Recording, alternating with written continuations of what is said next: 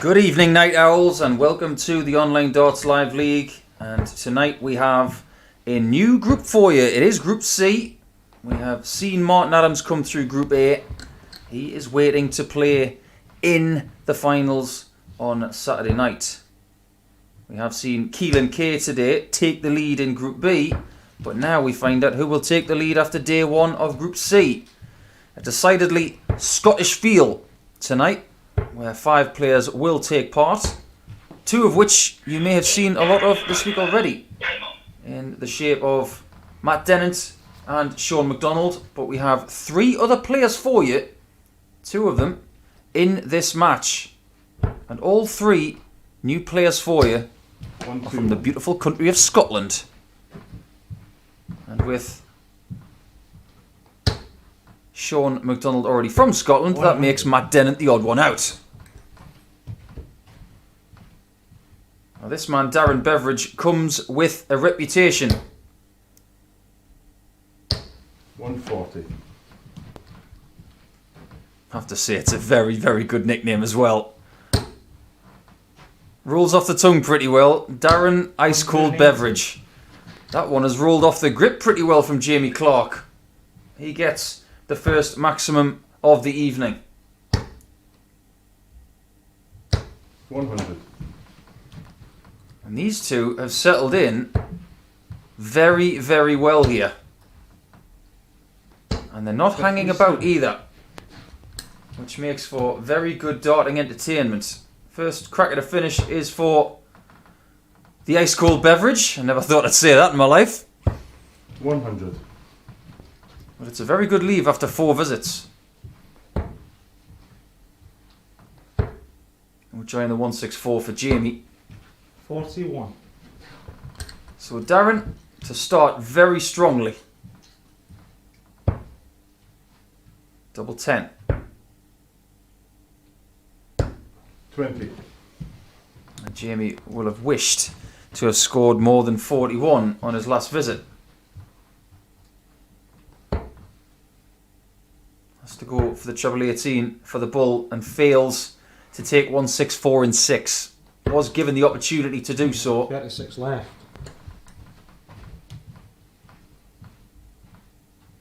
Back to double 10. Game in 2. And that leg went on a little bit longer than he hoped, but he got it in the bag anyway. Good evening, everybody. I'm Paul the Asset Nicholson, and tonight I will guide you through this Group C action with a distinctly Scottish feel. Yes, there may be a little bit of Scottish accent going on. I've had plenty of practice over the years, spending a bit of time with Robert Thornton, one of the greatest Scottish players of all time. But I'm really interested to see what these new players can do. It's my first time watching 100. Jamie and Darren as well. And then, of course, we have Greg Ritchie from Scotland also. 66. It's my first time watching Shaun McDonald earlier in the week, and I was suitably impressed. I was very impressed with the group earlier today.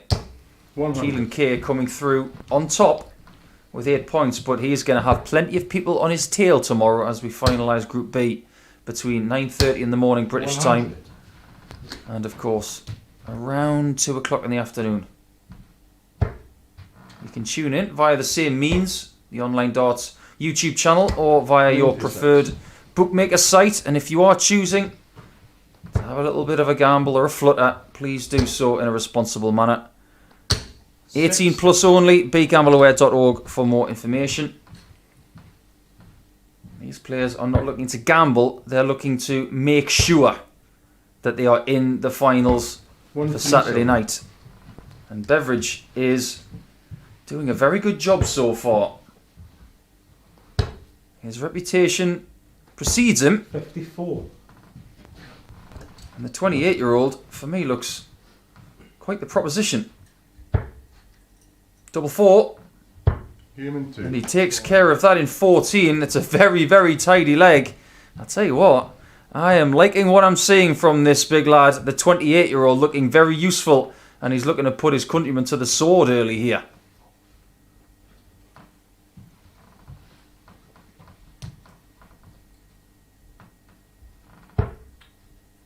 see someone this impressive at the start of an online darts live league campaign, and you think, how is it possible that he didn't get through Q school?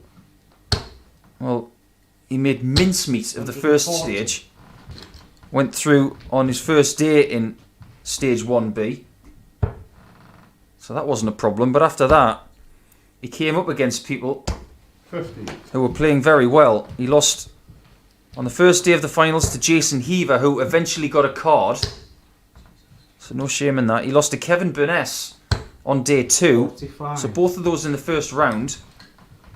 And Burness obviously played this morning and had some success.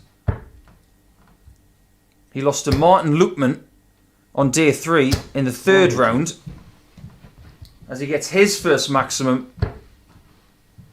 Lukeman went on to get a card, and he averaged over 100 140. against Beveridge.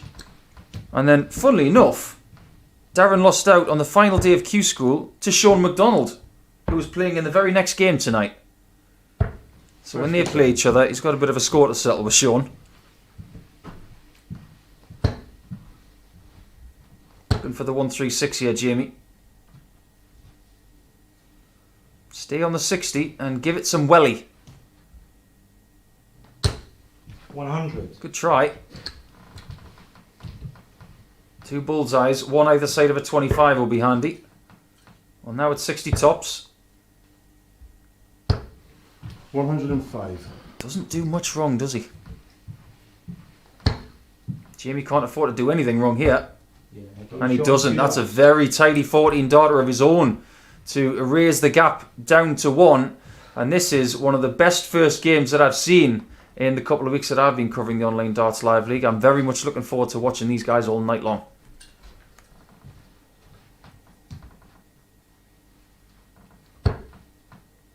I have been asking the question over the last 12 months, 59.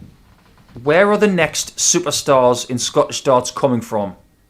Who's going to stand up and be the next Peter Wright, the next Gary Anderson, the next Robert Thornton? 45. We know of Nathan Girvin. We know of Ryan Murray. We know of some other potential Scottish talents like Cameron Menzies, for instance. 100. But maybe with these two here, and Greg Ritchie and Shaun, all under the age of 36, 83. maybe we can look at these guys and see the next generation of Scottish talent. 94. The heritage in Scottish darts is something we could talk about all night long, and I might just do so because, let's face it, I'm the one with the microphone and I'm allowed to. 140. Jamie Clark is starting to change this match, 120. and he's doing so with excellent stuff. That's really unfortunate to have that dart on the floor, but he still has a really great chance of taking this 4th leg. This time the dart on the floor is for Darren, but he's allowed to retrieve and throw. 100. I'd rather have 128 than 133. That's for sure.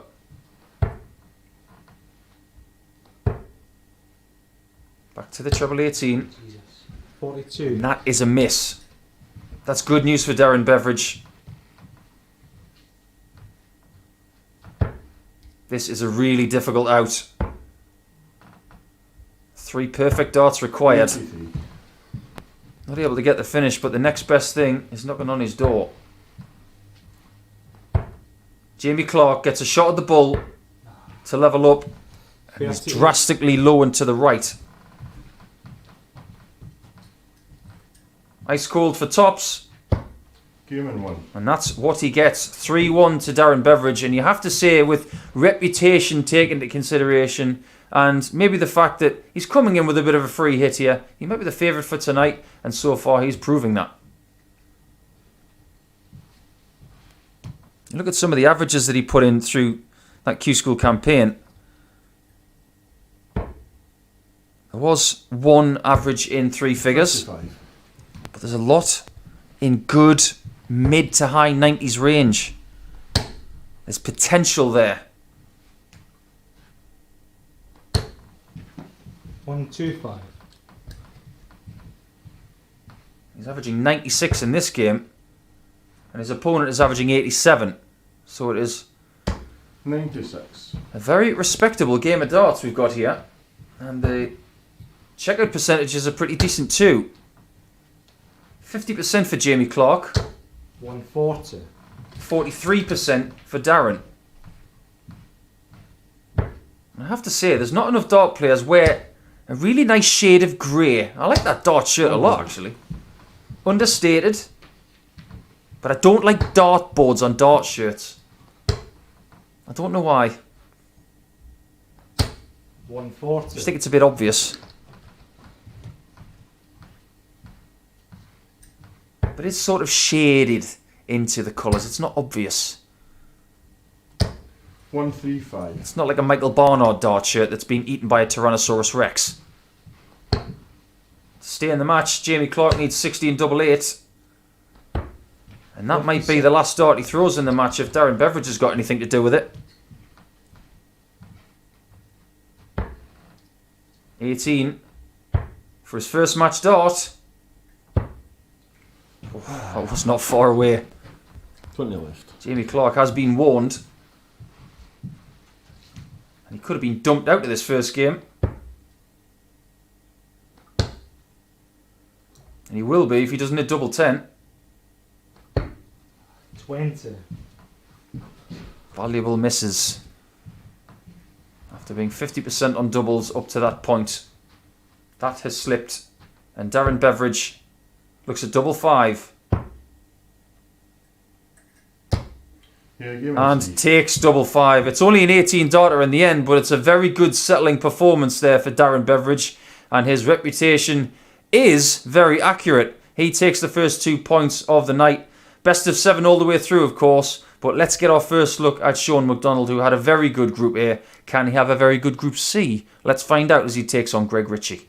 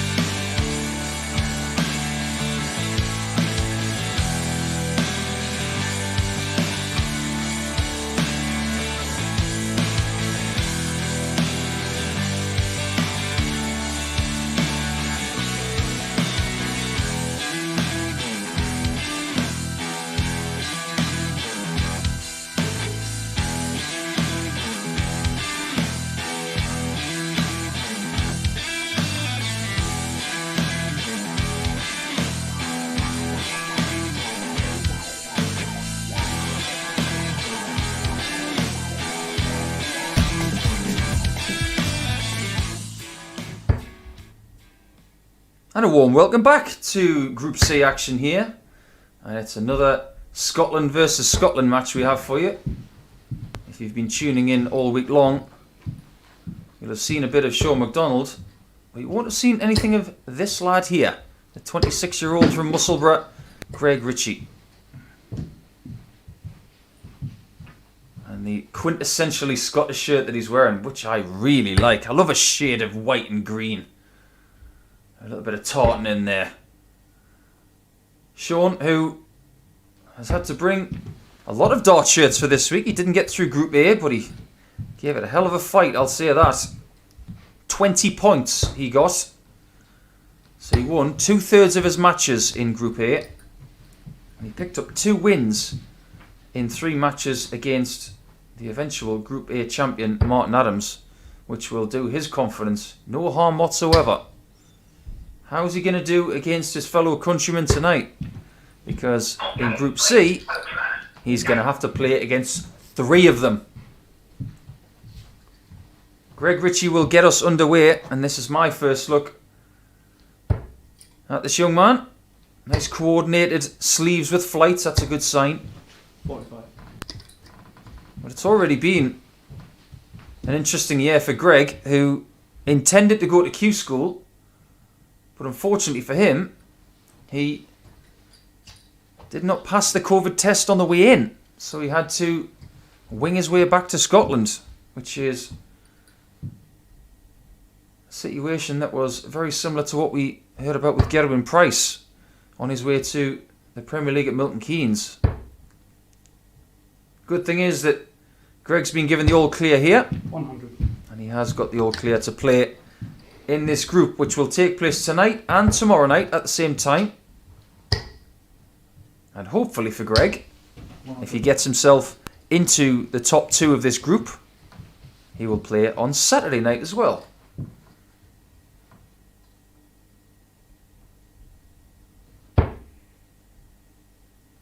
The way Shaun's played this week, he will expect to play on Saturday night and make the top 2 in this group.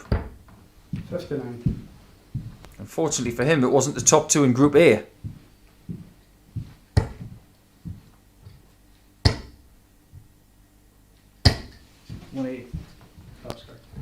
Greg Ritchie with the first maximum of this match.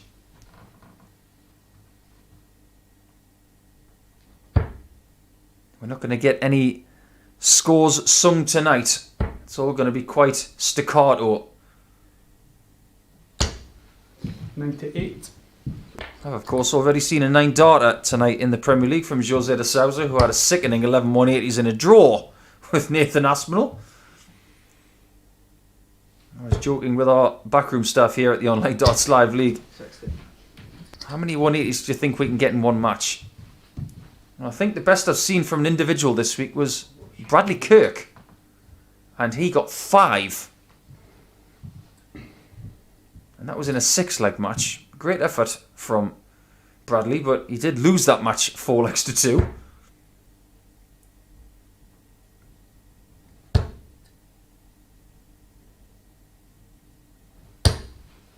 Greg's in position here to take leg number 1.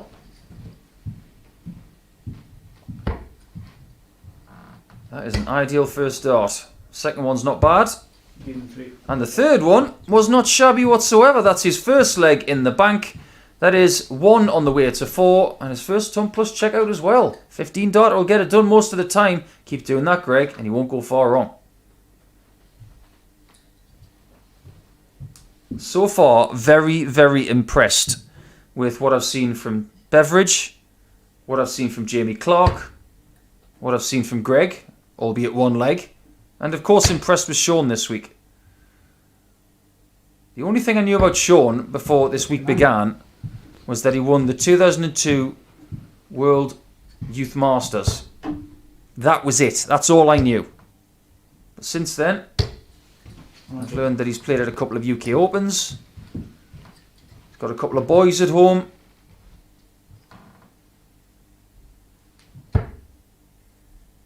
He's a qualified chartered accountant, which is one of the reasons why he walked away from the game for a little while. 100. When he was in his early 20s.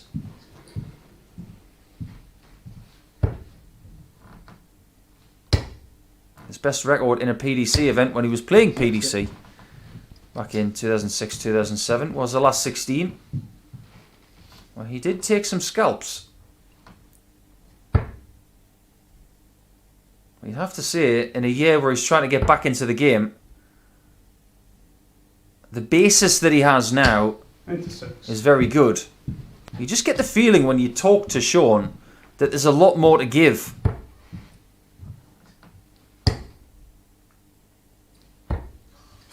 $59. It's not just a lot more to give, but he believes that there's a lot more to find, which is quite an encouraging thing to hear from him. 85. The more days like this he plays, I think the sharper he will become. And this is his 4th day in a row playing Online Darts Live League. He will get at least a 5th.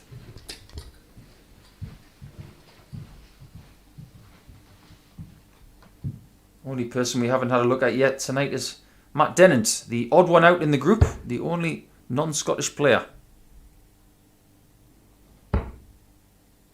Shaun McDonald from Aberdeen, in the northeast of the country.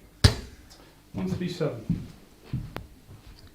Greg, Darren, Beveridge, and Jamie Clark a lot closer together towards the Edinburgh region. 44.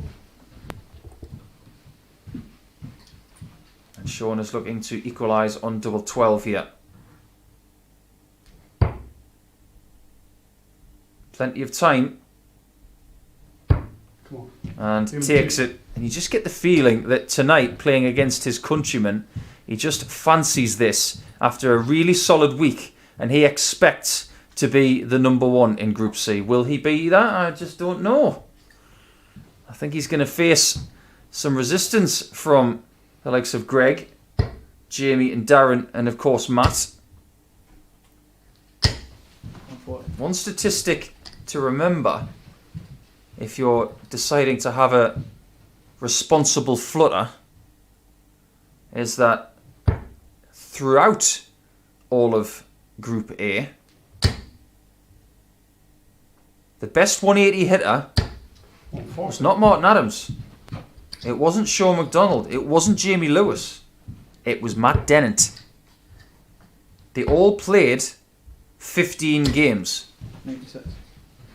Martin Adams got 16 180s. Shaun got 11. Jamie Lewis got 17. Matt Dennant got 25. So that might give you a bit of an insight into what Matt Dennant can do with the scoring. Where he let himself down 96. a little bit was his doubling. And on the flip side of that, Shaun McDonald, out of everybody in Group A, had the best doubles percentage 133. throughout those 15 matches. 41% on doubles for the week so far. That's extraordinary for the amateur level. And they're both hammering that treble 19 on the 265. 171. But it is Shaun McDonald who triple dips to leave the 94. Another 57 required. 60. It's a decent effort there from Greg. Does Shaun look at the bullseye here? He might look at the bullseye again. I think he correctly went for the 42. Bigger target than the bullseye, roughly twice the size.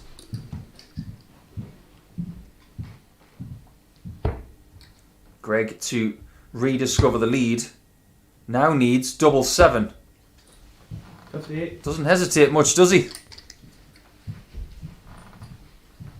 Might find himself behind here because Shaun has somewhat covertly kept his head and is looking for a 5-visit break of throw. Given 2. That's exactly what he gets. Just a bit of sharpness there from Shaun, lurking around. He was on the same score of 265. He got the better approach, and ultimately I think that was the telling factor to win that leg as he goes in front at 2-1.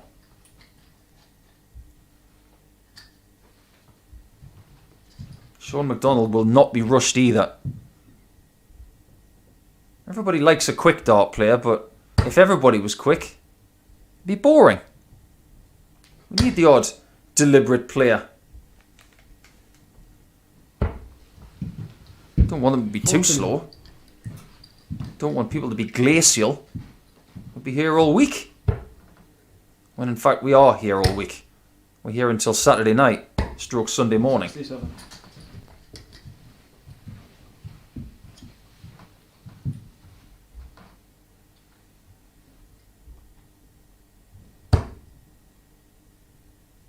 If you do want to get in touch with myself on Twitter this evening, please feel free to do so. Keep it clean.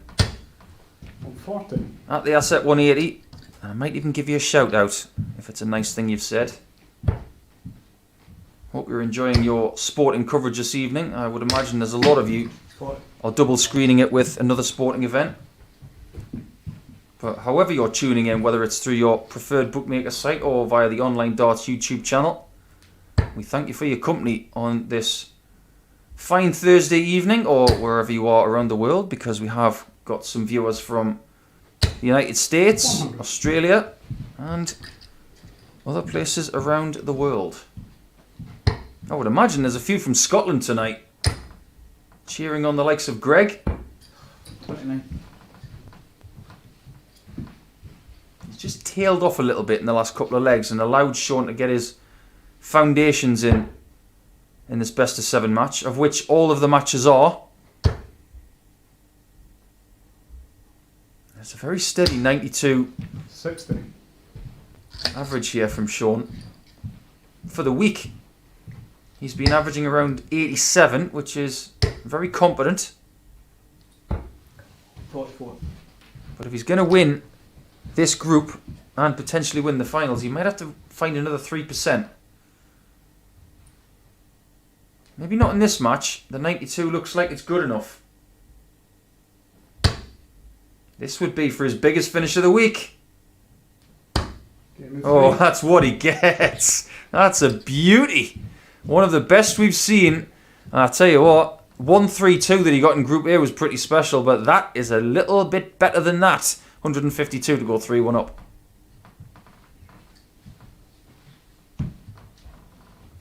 I make that the biggest finish of the week so far, overtaking the 147 from Martin Adams.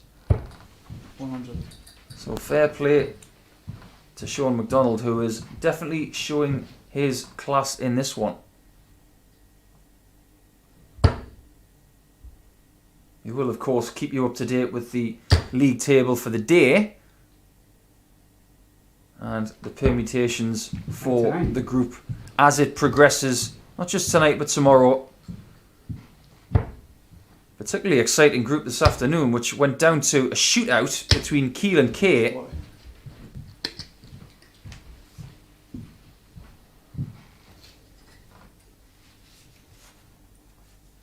And Stephen Burton, whoever won that match, was going to win the daily title. Ended up being Keel and K who got the 8 points and the better leg difference than that of Kevin Burness.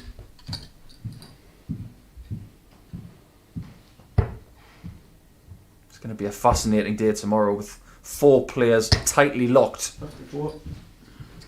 Bradley Kirk and Jamie Lewis are out of the running for winning Group B. But the other 4 have all got a chance. Keelan Kay, Kevin Burness, Dave Pauletti and Stephen Burton will duke it out. And there's only 2 points separating all 4 players. 28. And I stress you cannot miss that group. It's going to be incredibly nail-biting. Could be the same with this group, as Greg Ritchie tries to get his way back into this one and is doing a fine job here in leg 5.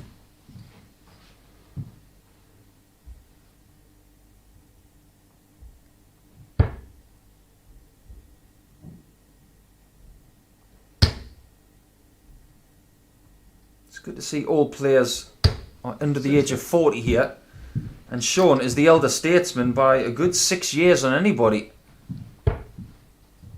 Greg looking at 20 in tops. 50. And just comes up short. Greg, who is 26 and from Musselburgh, which is just southeast of Edinburgh, Scotland's capital.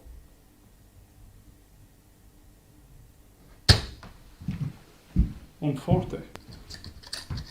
Double 10 to stay in the match. He can't afford to miss this, and doesn't. Very fine dart from Greg Ritchie. You just don't know as well what leg difference will do when it comes into play, because over the course of 2 days of play, it will come in. That leg could be key if he doesn't find the win from here.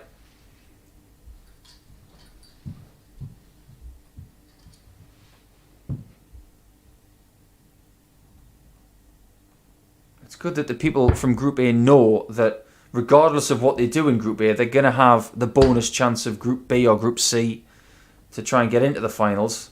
For people like Greg and Darren Beveridge and Jamie Clark, they've got one crack at it in Group C.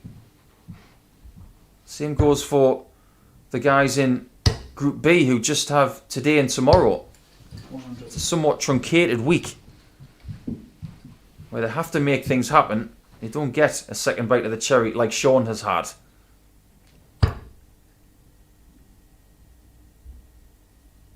The one match I am looking forward to tonight more than anything else is Shaun versus Darren Beveridge. 134. It's not just because maybe they're the two favourites to get through this group, but they did play each other at Q School,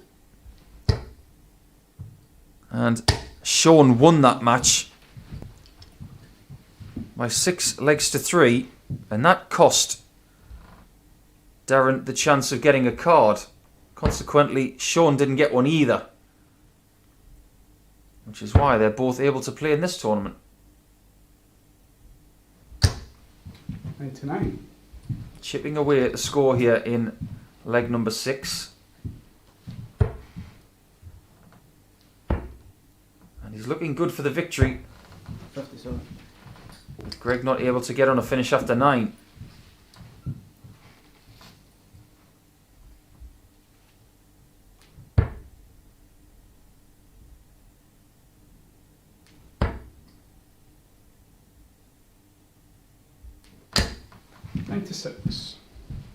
In this kind of game, you really do need to be picking up one big treble a visit. What that does is it heaps pressure on your opponent to get 2. Well, on that occasion, Greg has done exactly that. And he's in there if Shaun misses this. And he's not going to take it either. Greg Ritchie, full credit. That 140 is going to give him a match-saving chance. 44. 40% on doubles to this point.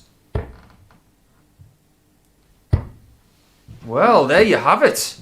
A little bit unconventional, but as soon as that treble 20 was blocked, he hesitated not one iota. Went straight to the treble 16 and the double 18, and we're going the distance in match 2.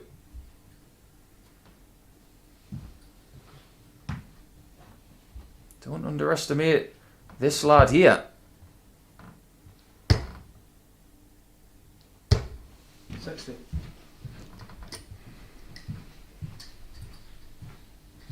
That dart shirt's got an old... It almost looks like an old school football shirt. The font on the back just reminds me of the way that old school football shirts used to emblazon the name. Kind of liking that retro quality, and I'm loving that 180 from Shaun. That's his first of this contest.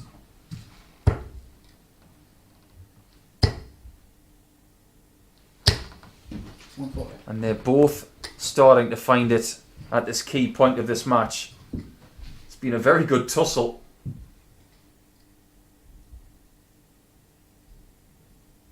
Waiting in the wings is Matt Dennant. He's had a chance to watch on and see what these guys can do before he gets into it. He's up against Darren Beveridge next, which proves that there is nowhere to hide in this group. And with only 5 people in this group, you'll get shorter breaks between matches. When there's 6 people in the group, you might get 3 games off. That's not happening tonight. I'll tell you what else isn't happening in this, and that's missing from this guy. 140. Absolutely thrilling scoring from Shaun McDonald. Against the darts, he's come up with his best scoring leg of the night so far. I tell you what though, I'll give you some advice, Shaun. Don't miss this 41, because Greg has played well too.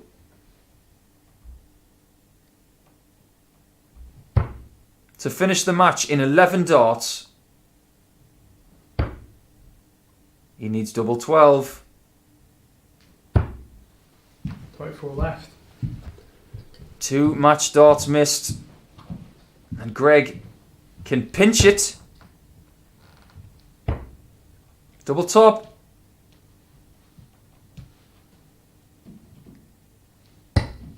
What a shot that is. Oh, it's a great game of darts. I was almost going to question whether going for 16 and double top because he had to move was the right thing to do. I thought he might have gone 20 for double 18. However, he has just proven that it was the right thing to do. He gets the match with a 15 darter at the end, and the first 2 points of his night goes to him. So let's get on with Matt Dennant and Darren Beveridge. Let's have a look at this one. Should be good.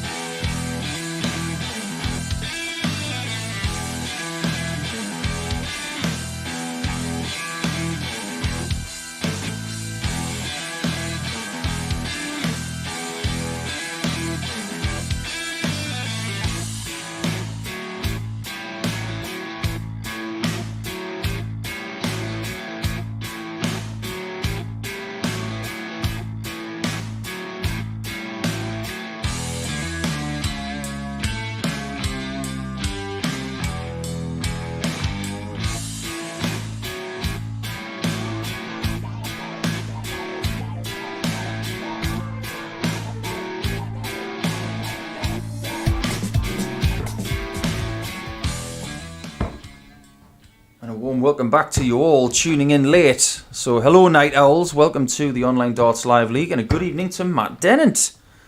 Good to see you again, Matt. Always good to watch you play. Fine technician from Walsall and the solitary Englishman in this field, which is dominated by the Scots. Matt has played some excellent darts this week, but he would admit that in between the good stuff, he has thrown some sketchy stuff as well. If he can tighten up that stuff and still produce a little bit of magic here and there, he will cause problems for people. And this may be one of the toughest tests he gets all night. But looking at the way that everybody has played so far, I don't think there's going to be any easy games for anybody. But the man they called the Scholar 120. has an unfortunate bounce out on his first visit. And that was for his 26th 180 of this week. He is the biggest maximum hitter 91 of this week by some distance. I've had a tweet from Dave Carnell. 57. Hope I said that right, Dave. Good evening to you. And he says, if Matt starts hitting his doubles, he'll take some beating with the scoring power he's been producing. I completely agree. 20. Probably needs to find another 10% on his doubles and a few more good in-between scores, and he will cause problems for all of these Scottish players. It's almost like Scotland versus Matty Dennant tonight. 180. And there we have the first 180 in this match, and it goes to, I may as well get it out of the way, the Beverage. So, If you don't watch Gavin and Stacey, that just made no sense to you. I reckon it sounds better in Scottish though. Beverage. 42. Yeah, it does sound better. Should have thought about it. Matt Dennant for a 167.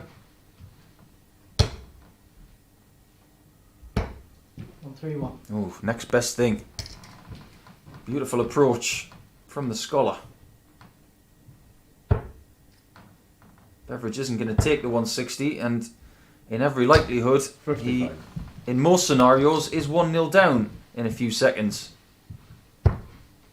1-1. That's a really good dart from Matt Dennant, and I'll tell you why. Because earlier in the week, at the very start of his campaigns, he has struggled to find early doubles, and that is a really good sign for him as he starts his campaign tonight.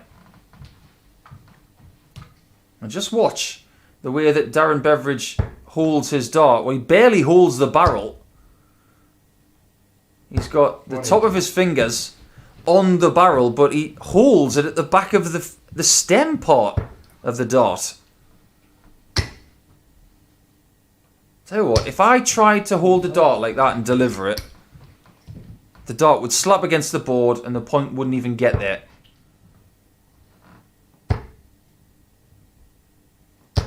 $81. I know Matt Dennant is short in stature, and some great dart players have been short in stature in the history of the sport. 135. But Darren Beveridge is towering over Matt, and I don't think it's because Matt is short. I think Darren Beveridge is a bit of a unit. Looks fairly solid, doesn't he? Might have had an iron brew or two in his time. He may be made of girders.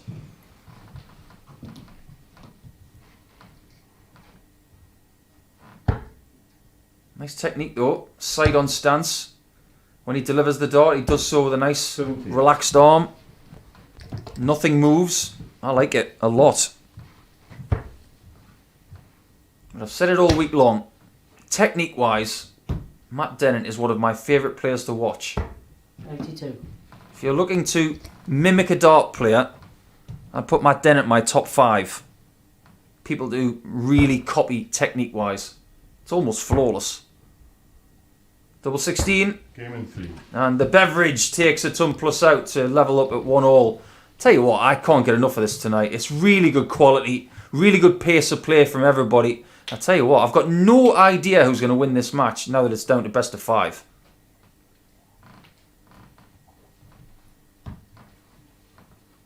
Since I looked at the fixture sheet of this one a couple of days ago,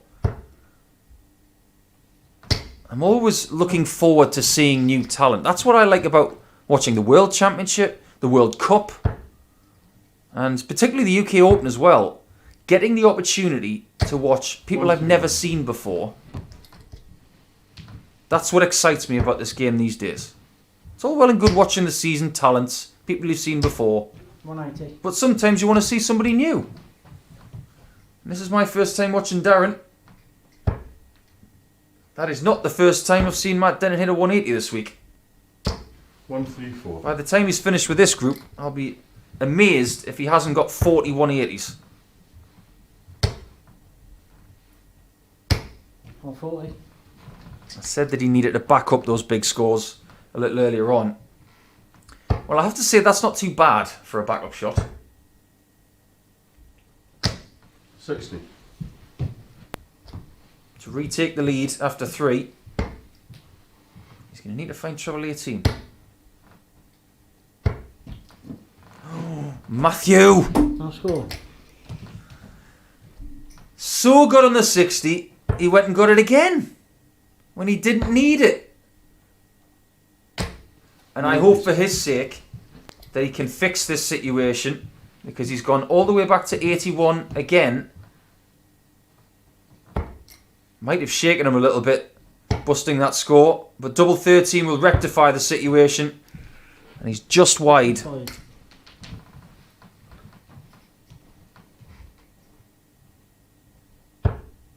This is a bit of pilfering here if this goes.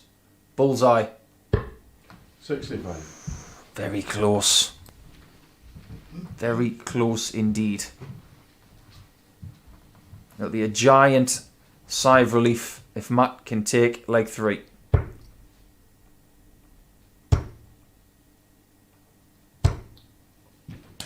He's not able to do it.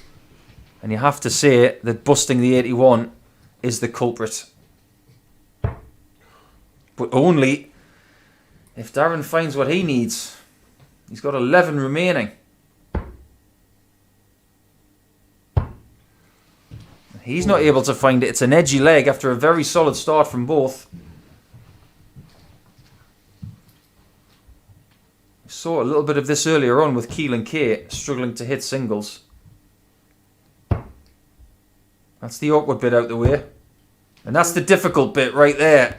And all is forgotten and all is forgiven after busting that 81. He has got the lead at 2-1 again. And Darren Beveridge, who wants to double his points in this one, is going to have to get a move on.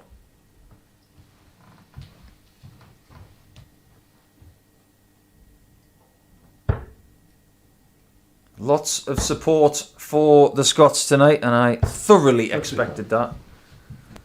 Thank you everybody who's been in touch already. Really good to hear that Greg Ritchie has got a lot of support, and I know that Matt Dennant's got plenty of support for the 180s he's been hitting. Well, that's his second and the fourth of the match.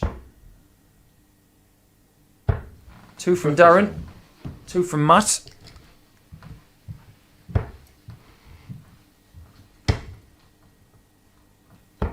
$99. Massive support for Greg from all the Mussy Darts fans. Well, that's from Marbold, whatever that means. 59. Mark Ewell says he plays in the same team as Darren Beveridge and Greg Ritchie. Come on, the mighty Riverside. Well, there you go. Your lads are doing quite well tonight. And Nashy's been in touch, enjoying the darts. Keep it up. Slow and steady, nothing wrong with that. Well, I don't know who he's referring to, but there you go.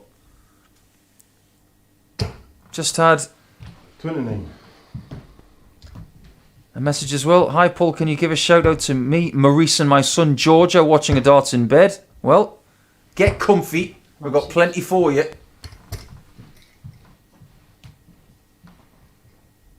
I hope you're a Matt Dennant fan because he's looking like he's going to be going 3-1 up. 97. Double 16. Double 8. 16. Has the luxury of another visit, but the last thing he wants to do is keep missing doubles when he doesn't really need to. 44. He needs one of those performances where he barely misses a double. That should help. That might not. Got to throw it from the right hand side of the oche. And he's found it. What a great dart that is. I tell you what, you've got to be a really skilled dartician to be able to do that, because that, he couldn't even see it. But from the right hand side he obviously saw enough and bent it in like Beckham. Did I just make up a word? Dartician. Well, apparently I made up the fact that Matt Dennant was a teacher earlier in the week. So I might as well just keep that streak going.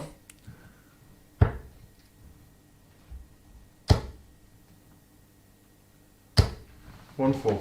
I suppose if you're a doctor and a dart player, you could call yourself the dartician.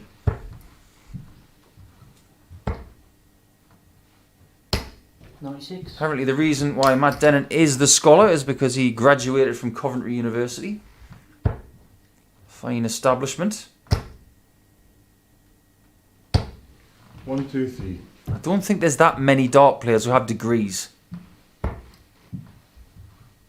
We'll say one thing. Shaun McDonald's got a degree. 59. He studied for 5 years to be a chartered accountant.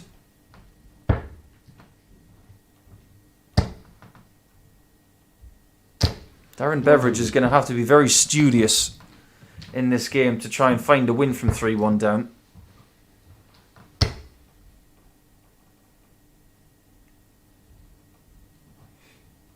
Now what does he want to do here? 65 scored, leaves 182. And a somewhat ironic smile there from Matt as he fails to get the 18 to leave himself to finish. 44. Might have been let off the hook here though. A nice tidy 139 would be rather welcomed. 93. He's going to have to settle for that, which isn't too bad. You'd much rather have 86 than 94. Possible double-double here, but he goes the traditional route of 61st. 54. And he might be in the end of a defeat here, because Matt Dennant's got 2 match darts. 70. Too many missed darts in that corner of the board.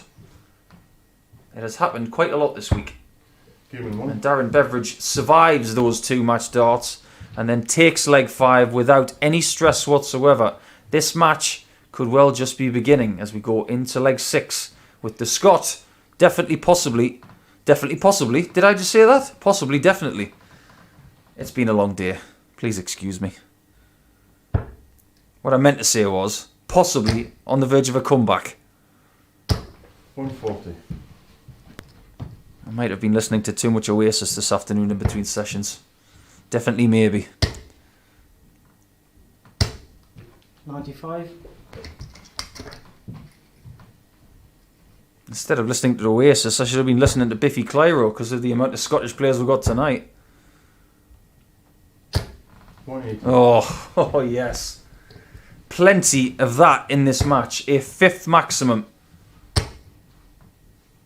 And if you had Matt Dennant to win the 180s in this match, he's currently losing it 3-2.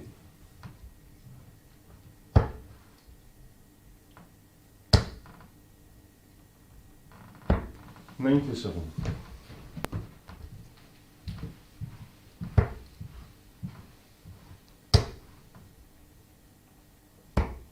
99.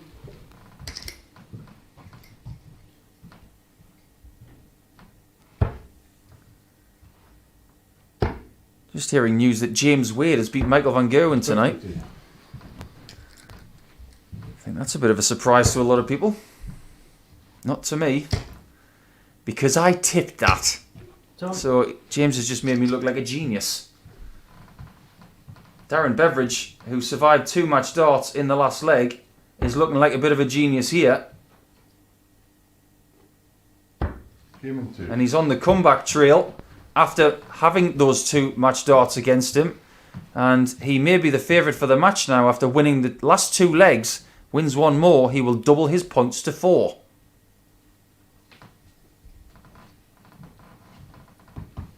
He's going to have to do it on the Matty Dennant throw though.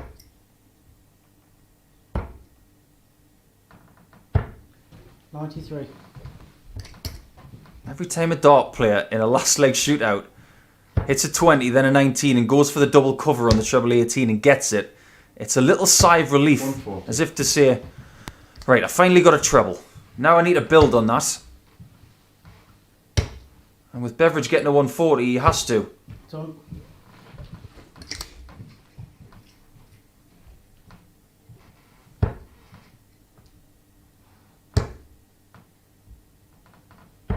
He's got to be really educated here, the scholar.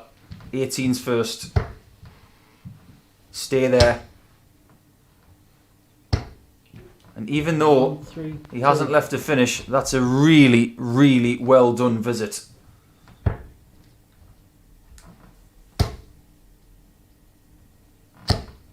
Might not be on the finish, and Darren is, but you'd much rather have Matt's position most of the time, because you will back yourself to take 176 in 6. Done. And he was never going to leave that last dart short. He wanted to give it every chance of hitting the 60 and leaving double 18. Matt Dennant deserves this shot for the match for me. 82. He's played really stellar at the end. He's done everything right in this match apart from hit a match dart. He gets a 3rd. 36. And he misses at a different target. And if Beveridge gets this 82, Matt will feel a little bit empty. That's a horrible dart because 71 left. However, he's just missed a match dart himself. Oh, a breathless game here in game number 3 of the night. And Matt Dennant gets 3 more darts for the match after already missing 3.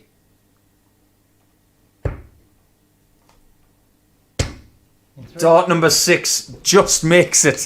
What a game that was. We had a 4-3 in match 2. That was a really, really good game. That one, for me, was just a little bit better. But it is Matt Dennant who gets himself off the mark, and we might be in for another close night. Next game is another old Scottish clash, and it is Jamie Clark who comes back after playing in game number 1 against Greg Ritchie.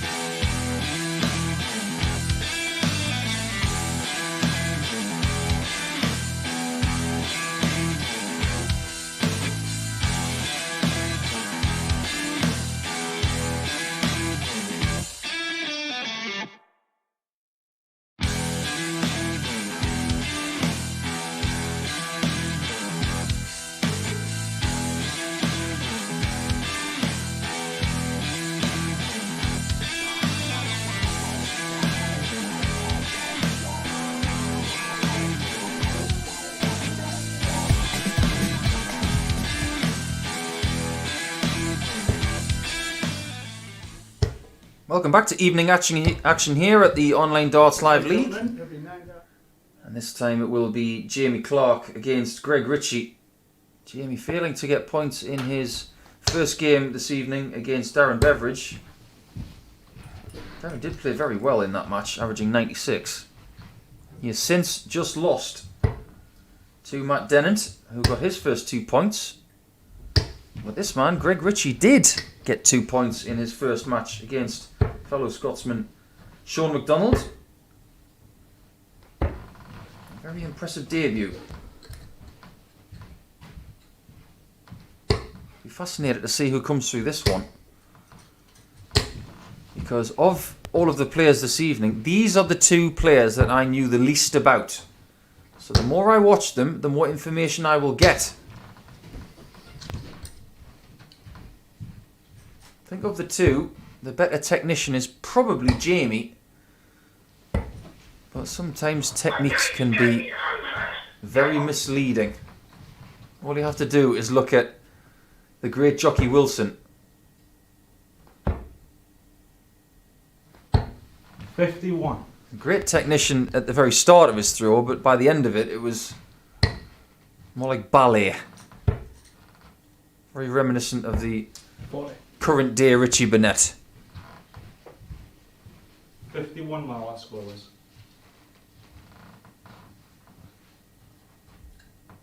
Just going to straighten out that first score, which was a single 20, 19 and a treble 4.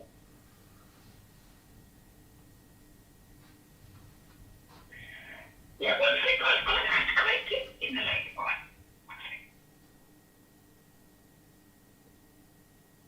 Jamie doing the right thing, just taking a little bit of a breather before it is corrected.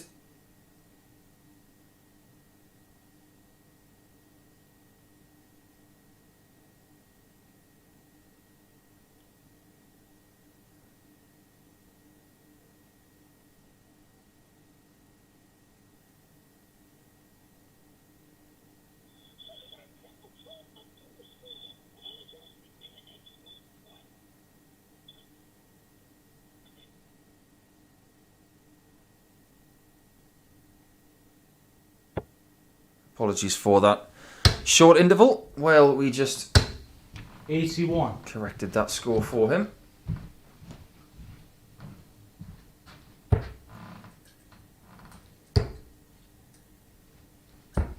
Greg Ritchie will be very, very pleased with the way he played against Shaun McDonald.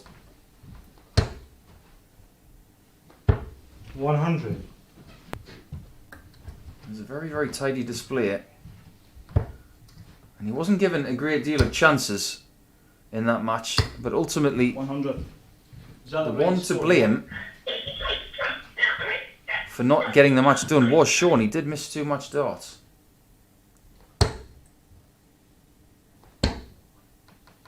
Greg averaging 87 in that 65. first win. 1 maximum, but an excellent doubles percentage of 57%. Shaun averaged 140. 8 more than Greg in that match. Yes, 8 more. So more proof that averages can lie. 100. It's not just about the average and the stats when it comes to this game. It's about the W. It's been categorised as wading in the last 10 years, winning a match with the lesser average. And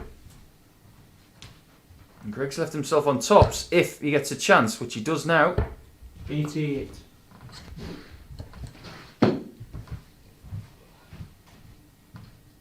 Tops for the first leg. Game And again, he is very, very good on the outer ring. Sneaky good is this lad from up there in Scotland, and I'm keeping my eye on him because he looks like a very focused beast, and he's looking very good this evening.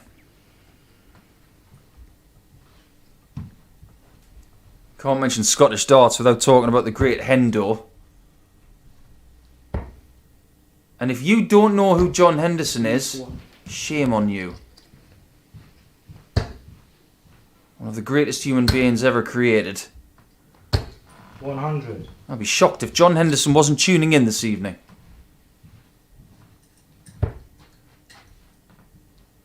If you are John, sitting there with your lovely wife Veronica, tuning in to watch these Scottish lads, I hope you're well. 140. I would crack some of our usual banter, but unfortunately, as we're live, and there could be kids watching, I'm sorry I can't do that.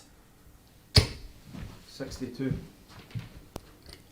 I can't talk about Hendo or even Scottish darts without relaying the fact that myself and Hendo have shared a giggle for the last 10 years talking about one movie in particular, which is So I Married an Axe Murderer, which stars Mike Myers and is profoundly Scottish in its nature.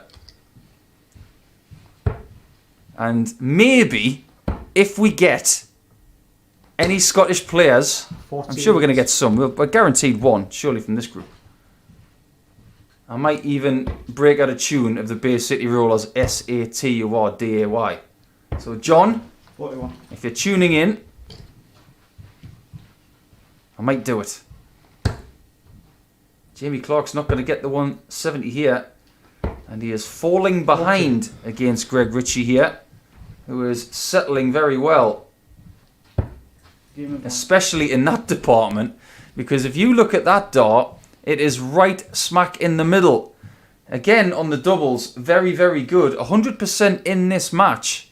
I'll tell you what, he's going to take some stopping if he keeps doing this. 2 out of 2 on tops, averaging 94. 83. And the fact that he was denied a spot at Q School via the dreaded COVID. Damn you, COVID. You may have stopped this guy getting to the tour because he's very useful. Look on the bright side. Because he didn't get to the tour, that's why he's here. So we have him at the Online Darts Live League.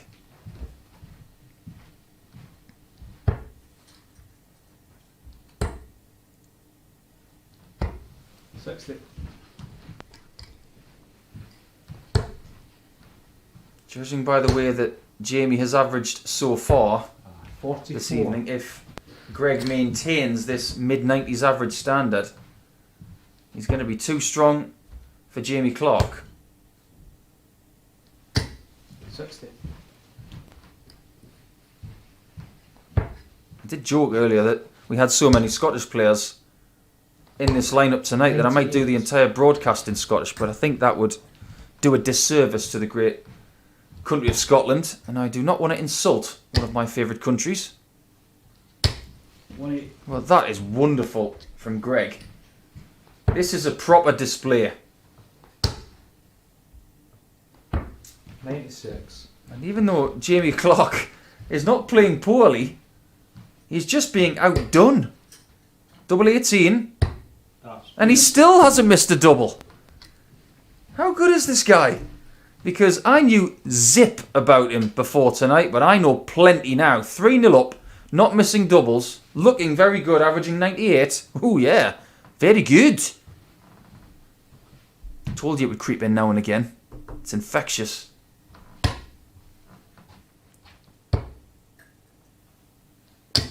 Spent plenty of time in Scotland in some of its most wonderful parts. Campbelltown, near the Mull of Kintyre, one of my personal favourite trips. I did an exhibition there with Adrian Lewis and Eric Bristow. Drove past Paul McCartney's personal helipad and airport at the Mull of Kintyre. 97. Oh, the life of an ex-Beatle. Great towns like Inverurie, where I've done exhibitions many times. Turriff, 100. Keith. Great places. Kirkcaldy. Done 2 exhibitions there. I'm not going to say where my favourites were, but some of them were in the Shetland Islands. Absolutely incredible place. But I think the best exhibition I've ever been a part of was in Inverness at the Ironworks Club. And we did an exhibition there with Mark Webster, Robert Thornton, John Henderson, Terry Jenkins and Adrian Lewis, amongst others. And it was just epic.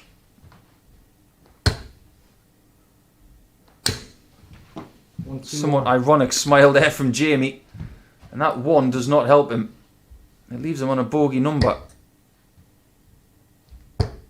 It's very much a pushy action that Greg has. But boy, is it useful.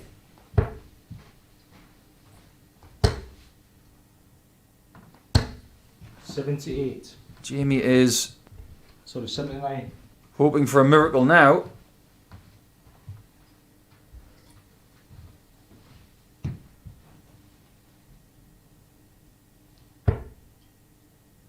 Greg still hasn't missed a double.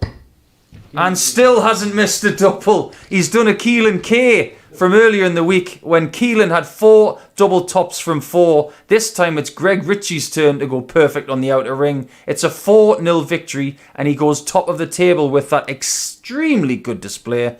Well, watch out. Greg Ritchie is on the march as we go into game number 5, and it's the 2 people who graduated from Group A, Matt Dennant and Shaun McDonald.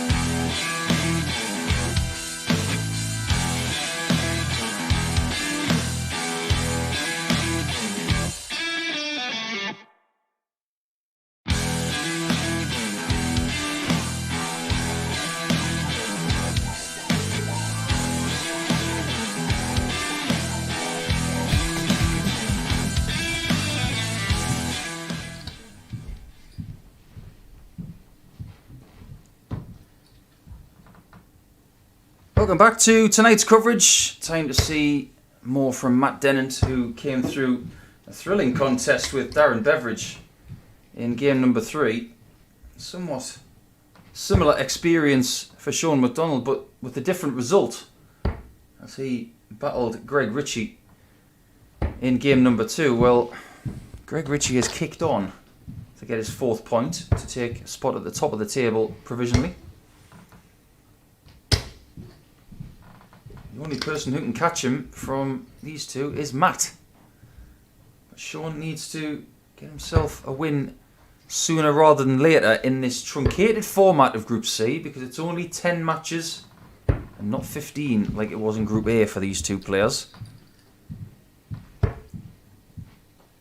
Matt will count himself quite fortunate that he came away with 2 points against Darren Beveridge.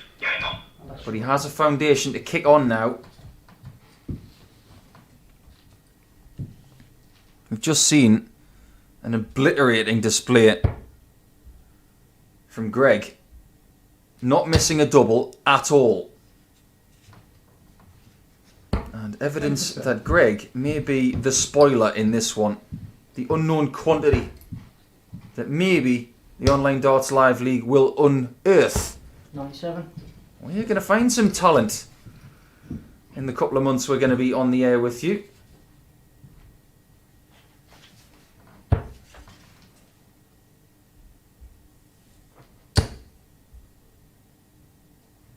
Going back all the way to Monday, 140. the first time that these two met, Matt Dennant won 4 legs to 2. That seems like a long time ago now. 57. And ultimately these two are in Group C because they graced positions 2 and 3 in the Group A table.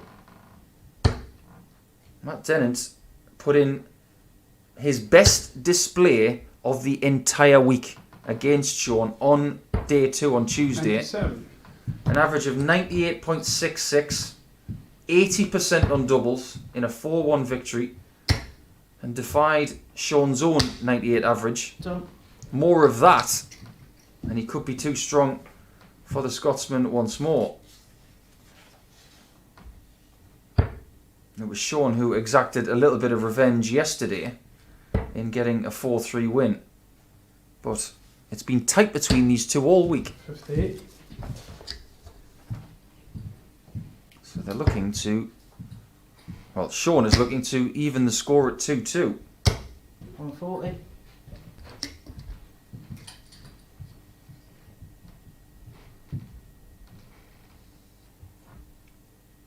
First crack at a tumpless out comes for Shaun.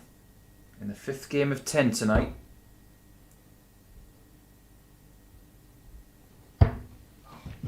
And these are the kinds of shots that Matt will be wanting to clean up a little bit more than earlier in the week. 55. These are the shots for me. These 2 darters and the 3 darters they've just had, that's what these guys, in my opinion, need to practice the most. These are the key shots, the 2 and 3 darters. You've got to take them out the majority of times you have them. Tops. 3. And there you have a lovely 69 checkout for Shaun McDonald to take an early lead at 1-0. We do have some information, of course, that these two have been close all week. But will this game be close? Based on what they've done so far today, it might be.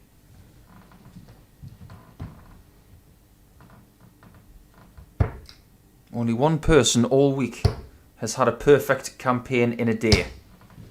That was Martin Adams on Tuesday when he picked up 5 wins from 5.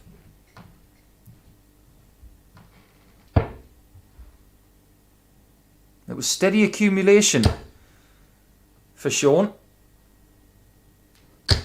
140. Picking up more wins than losses every single day he's played.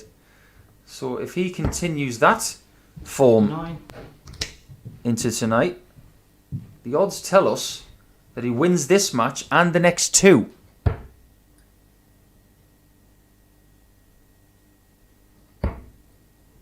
But today's a different day. And predicting darts results Stay. is not an easy business. Believe me when I say that. Because me trying to do that is my job 93. in some facets. I've had a couple right this week in the Premier League. I picked Johnny Clayton to have the win against Dennant with the most 180s and the biggest checkout. That worked. And I picked James Wade to beat Michael Van Gerwen tonight, and that has worked as well. That 1-3-3 works for Shaun. Needs him handily placed on a finish after the 9.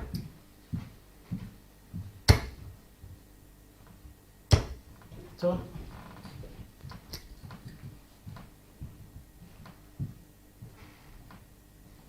Leg difference will undoubtedly come into play for this group. To see whoever tops tonight in the table. And of course, by the end of tomorrow, it has to come into play with only the 8 matches to play for each player. 58.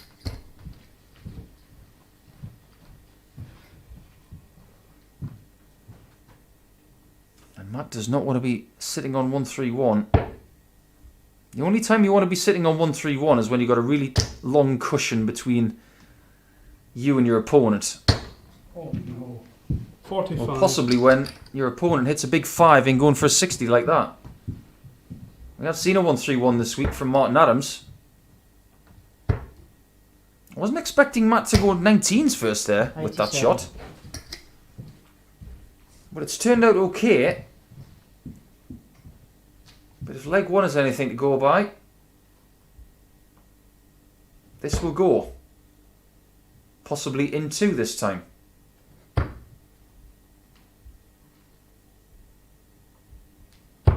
Getting 3. It goes in 3 though, and that's a picture perfect double 4. And he doubles his lead to 2-0, and more problems for Matt Dennant in this one. We could be seeing Shaun McDonald finally finding his stride against the man from Walsall.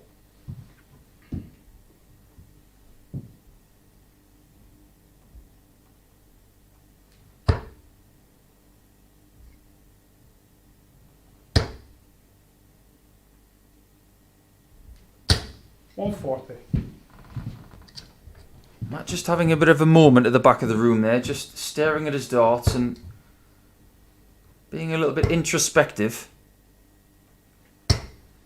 81. A man with one of the best haircuts in darts, I will say that.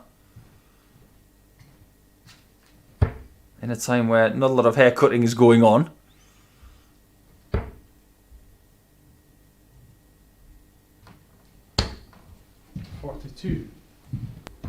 After this, we will see Darren Beveridge go up against the current table topper, Greg Ritchie, which could be a very important game there for Darren to try and get himself back on the winning train. It's a very difficult train to get yourself on, depending how fast it's going.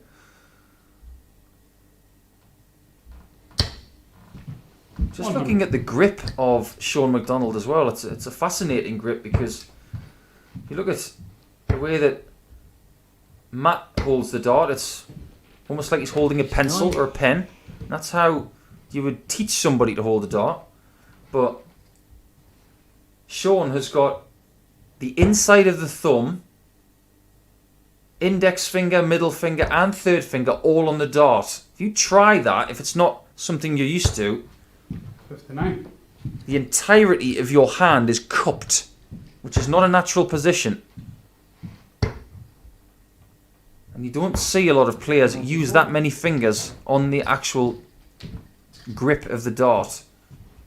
It's quite unusual. It works for him though.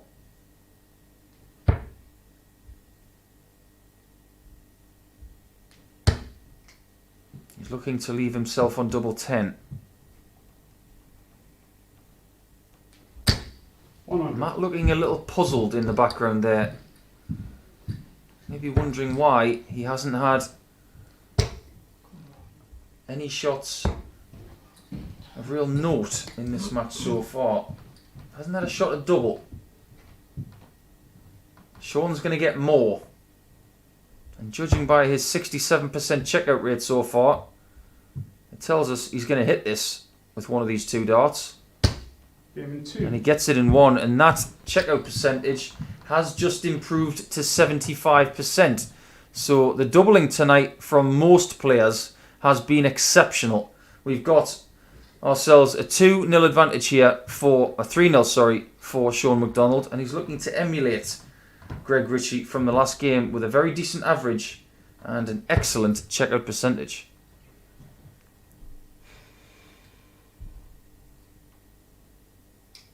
Matt is wondering why his darts are going low. It has to be that. He's being forced to switch down to the 19s way too often, and it's the same problem that Jamie Lewis has had the last couple of days. As a result, Jamie Lewis has not won a game for the last 2 days. I sincerely hope tomorrow, when he plays his last day of the week, that he does pick up something. 140.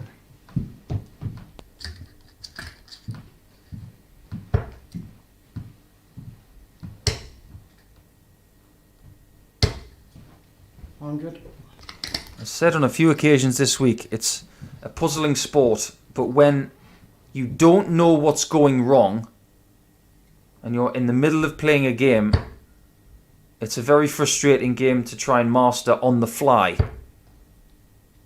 If you know what's wrong, you can have time to fix it potentially in the practice room before your next game. But if you don't know what's going wrong, that's the worst thing, because you don't know how to fix it. It has to be the low dart, because every time he does it, he does shake his head. There are things you can do on the fly when this happens. You can angle your foot behind the oche just a little bit more to try and get closer to the target. You can throw the dart a little bit harder. Or you can try and give it a bit more flight, which is the hardest of the 3. 100.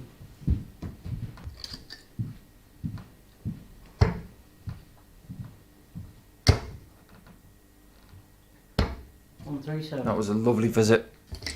Just sensed that he was going to get the 57 off the back of that beautiful second dart that he threw into the 60. 140 is paramount here, you feel. Got to go 18s. Bet is covered. 58. And Matt should get a dart at a double for the very first time in this match. And does at tops. That's a very, very good finish. Not just to that visit, but with the other visit before it included. A much more bright thing from Matt Dennant. Can he keep this going to somehow find a victory from 3-0 down?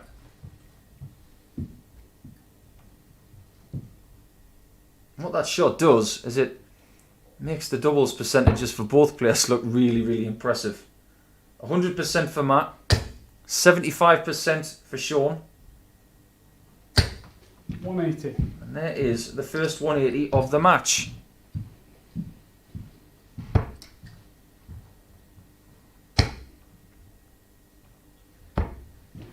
$59. It's probably quite a lonely practice room for Matt Dennant tonight, considering all 4 of his opponents are Scottish. You know what it's like in the regional parts of the United Kingdom? 134. When you get people from a certain area, they tend to go into a certain dialect and their words will get stronger. I wouldn't be surprised if Matt Dennant didn't know a single word that was being spoken in the practice room by all of the other Scots. I know that's what it's like when I get together with my old school pals from Northumberland. We talk a very different language.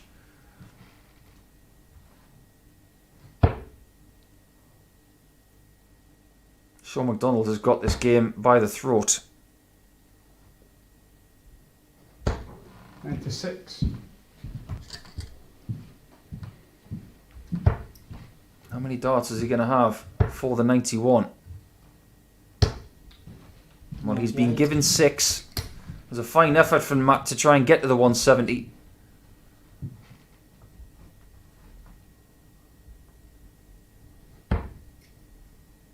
Now he's got a choice. Double 14. First match start. Game of 3. Only one he requires. Well, doubles percentages in that match. 5 legs, and we've got 80% for Shaun McDonald and 100% for Matt Dennant. Well, the doubles percentages are dream country tonight, and Shaun McDonald gets his first 2 points. But let's get straight into match number 6. It is Darren Beveridge against Greg Ritchie, who is just excellent tonight.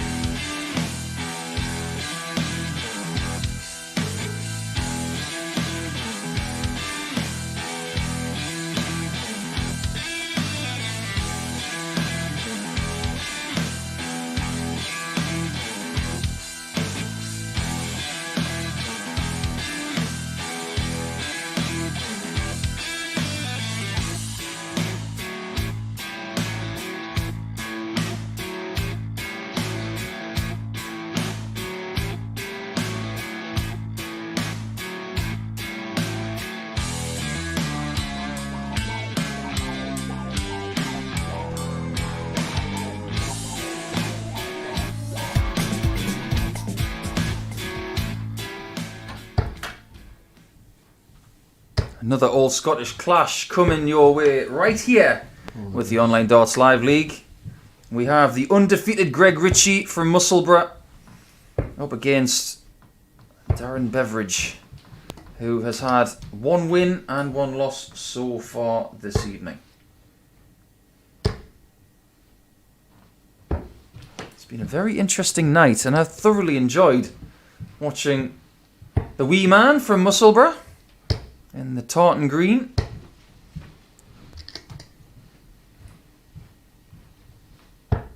This guy looks like a bit of a talent as well. I wouldn't want to have a duel with him. He's a bit of a unit. I think Scottish darts is in a pretty good place at the minute. Not just with the guys at the top of the game, the likes of Anderson, Hendo, Ryan Murray, Peter Wright, but the next generation not too bad either. I've already had people tweeting me about how smooth that Darren Beveridge throw is. I completely agree with you. 98. Some throws you watch and they look a bit awkward. At first, when we started watching Jose de Souza, you thought, looks a bit jerky, a bit shouldery. Now we love it. But some throws, you look at them immediately and think, oh, I like that. I like that a lot. And that 58. is what you think about the Beveridge throw. I know that's not part of the Highland Games. That's me just describing the way that Darren flings a dart. 58. Before I forget, I'm just going to give a shout out to Matthew Dennant's dad, Gary, and the lads at the darts team at the King's Head and Blakenall, who are all behind Matt this evening. Well, he has to put that defeat to Shaun McDonald behind him. No shame in losing that match, with Shaun averaging 91 85. and getting 80% on doubles. Matt got one shot at a double and hit it. So doubles percentages are good all over the place tonight. Including this guy right here getting 4 from 4 50. against Jamie Clark in average, and an average of 93. Absolutely stupendous display. 58. Can he get himself a 170 checkout this evening as well? That one just flew through the air a little weaker. 58. And all three seem to follow suit. Does he go double-double here? Somewhat tentatively. 60. If you are going to miss tops, you'd much rather miss low. Can he find that 60? Does have another option if he wants it, of the treble 18 for double 19, and he's just thinking it through. I think he's going to crack on for the 60 and use the side of the barrel as a guide. Wasn't far off, just needed a little bit more.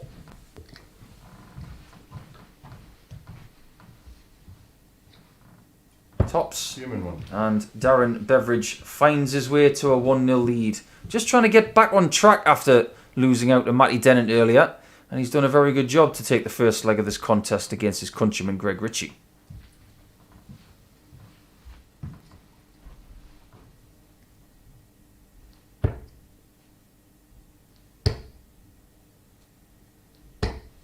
$91.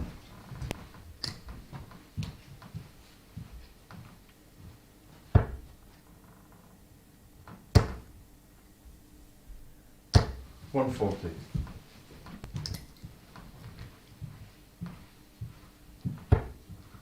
It's that time of night where I wouldn't actually mind a nice cold beverage myself. 96. It's usually a beverage of chamomile tea this time of night for me. Me and my healthy living these days. It's a very difficult thing to do when you're on tour, to keep things as healthy as you want. I've had plenty of people ask me in the past, what are your tips and tricks for when you're on tour? Well, take as much of your own stuff as possible. You wouldn't believe how many dart players take their own pillow. 60.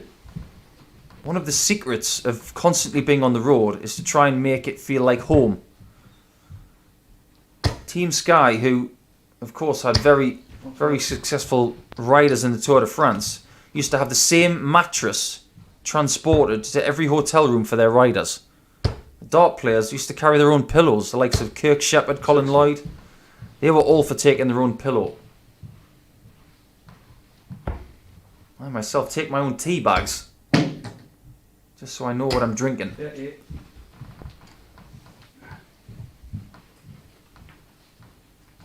Creature comforts, that's what it's all about when you're on tour. And that's something that hopefully these guys will have to think about in the future as Darren approaches the double with a wonderful 168.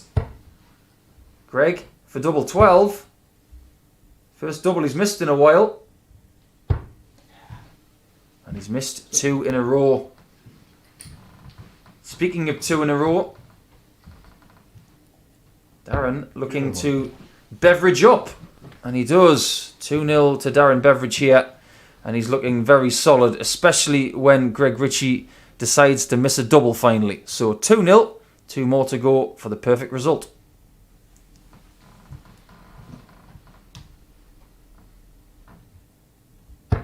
I've already talked about nicknames this evening.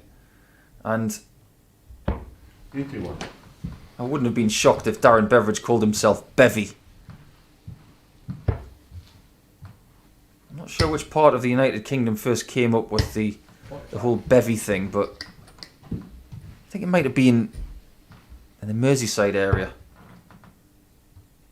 But I like ice cold because there's nobody called ice cold. We have ice men. We have, I think, 3 dynamites. We've had 2 wizards. There's only 1 ice cold. And that's the key to a good nickname. It's got to be original. 94. I will accept that we have 2 Prince of Wales, we have 2 Icemen, and so on and so on. But if you've got something original, 57. go with it.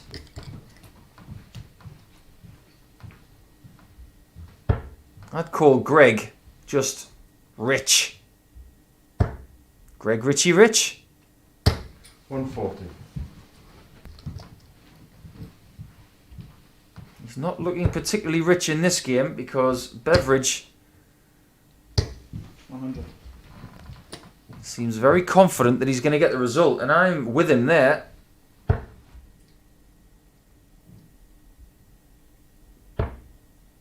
Double 12. Game 3. And a very, very good 15 darter to dip his bread not once, twice, but thrice. And he is 3-0 in front. He's trying to inflict a 4-0 defeat on Greg Ritchie, which is exactly what he did to Jamie Clark earlier.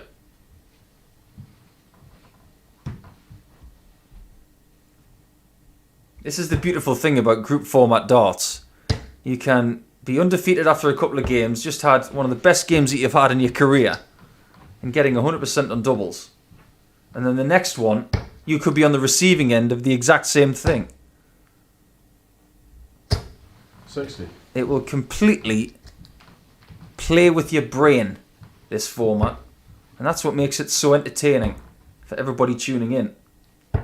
And for me calling it in, of course.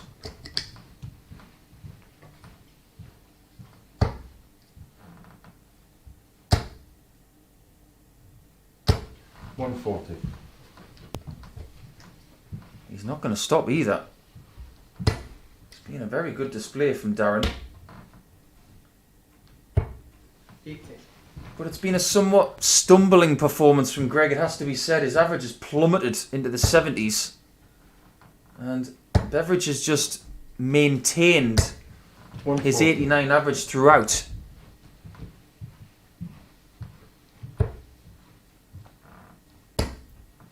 The somewhat ironic thing here 81. is that Darren Beveridge has not missed a double. He's looking to do to Greg Ritchie what Greg did to Jamie. 97. Could he possibly be 100% on doubles as well?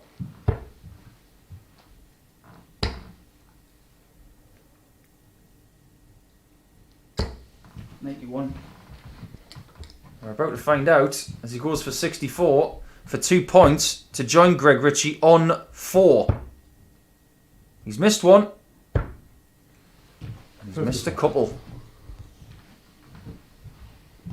If he does win this match 4-0, Greg will no longer be at the top of the table. He's not going to take the 1-4-3. So Beveridge will have 3 darts at double 5 to go top of the shop. For now. Game in 1. And that's exactly where he is. He didn't get the perfect performance on the outer ring, but I tell you what, 4-0 against someone who has just had 100% on doubles a couple of games ago. That's a very, very fine turnaround for Darren Beveridge, and his assault for Group C has just been kick-started. Next, we do have Jamie Clark looking to get his first points tonight against Shaun McDonald, who has just found his first win a couple of games ago.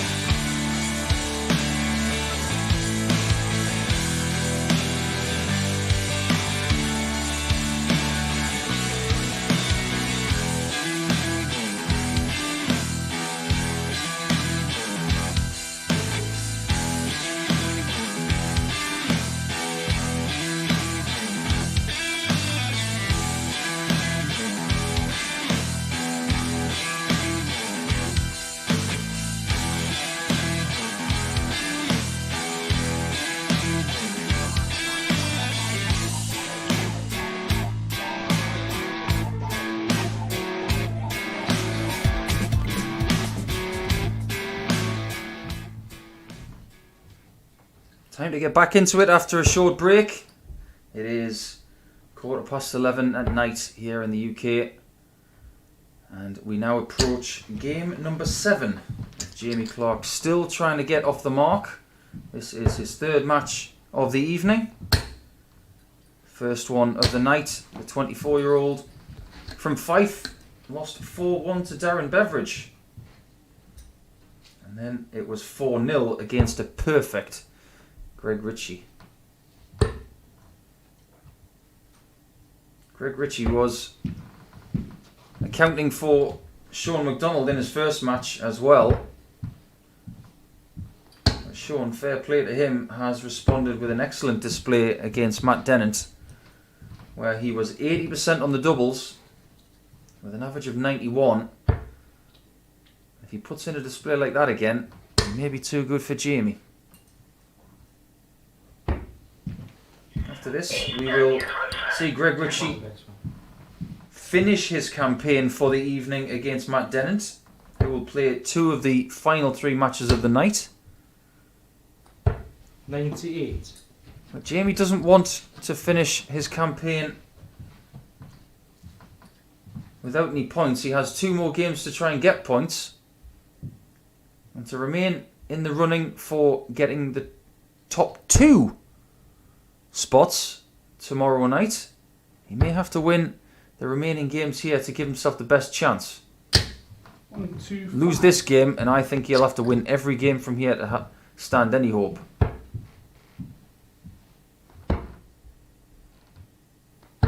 $93.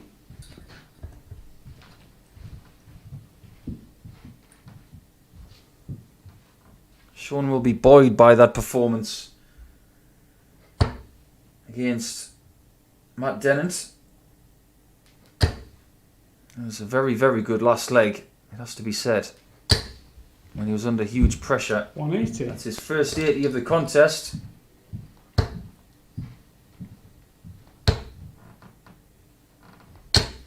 $100.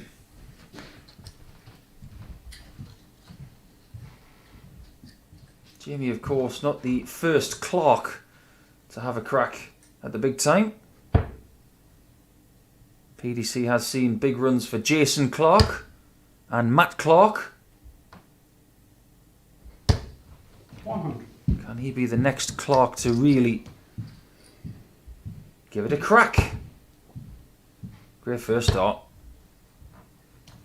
Not surprised he doesn't like that second one. 140. That is a great 140 in the end. You have to give full credit to Shaun, leaving himself this number after 9.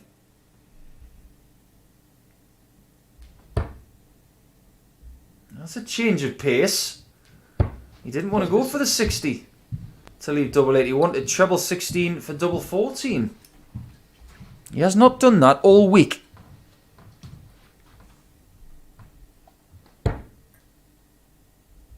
Single 20 leaves a shot at tops. 50. Just get the feeling that Jamie needed something like that to spring him into action. Something clean.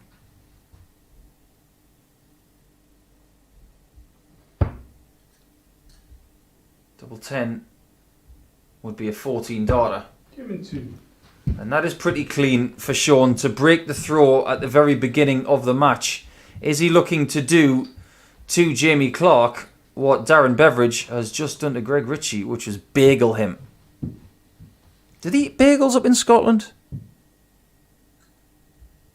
I've got to be honest, I've got a lot of friends in Scotland. I've never heard of one of them eating a bagel.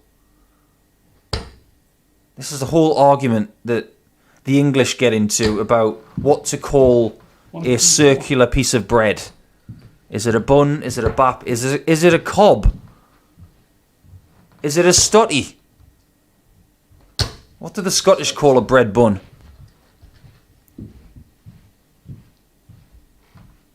I'm sure I'm about to get some tweets about that. But I have had a belter of a tweet from Owen Brierley saying that Greg Ritchie needs to be called Greg Rich Tea. And he sent me a picture as some rich tea biscuits. Nice call though, and nice call. Even though that's a horrible biscuit. If you dip rich tea biscuits into tea, 59. you need to get some better biscuits, I'm afraid.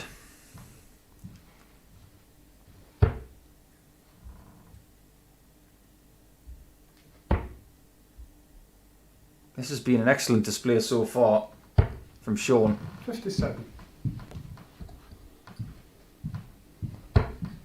If there's one thing he has done quite well this week, it's get out of the blocks. 52. He's put his opponents under pressure a lot. And he's maintaining a very good win ratio this week. He's won 11 matches from 17 played. That's quite impressive. 65. The old score halver there. 65 to leave 65. And if he takes the 65, he will be halfway to his target. 85.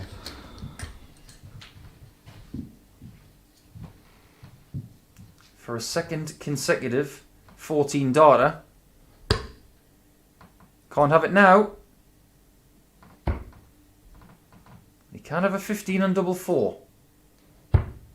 This is a really good display from Shaun McDonald. And earlier in the campaign tonight, he just wondered if maybe some of the other players were going to be the favourites. Well, somebody's making his move, and his name is Shaun McDonald. A tidy hold after that very useful break of throw. And Jamie will be getting that sinking feeling that he got against Greg Ritchie. Currently his leg difference is -7 with no points in the bank. And things are looking pretty bleak.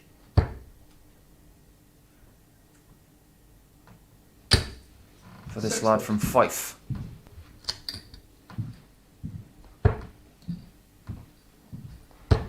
I've been up to Fife a couple of times myself. Son. Not at all that far from the great town of Kirkcaldy.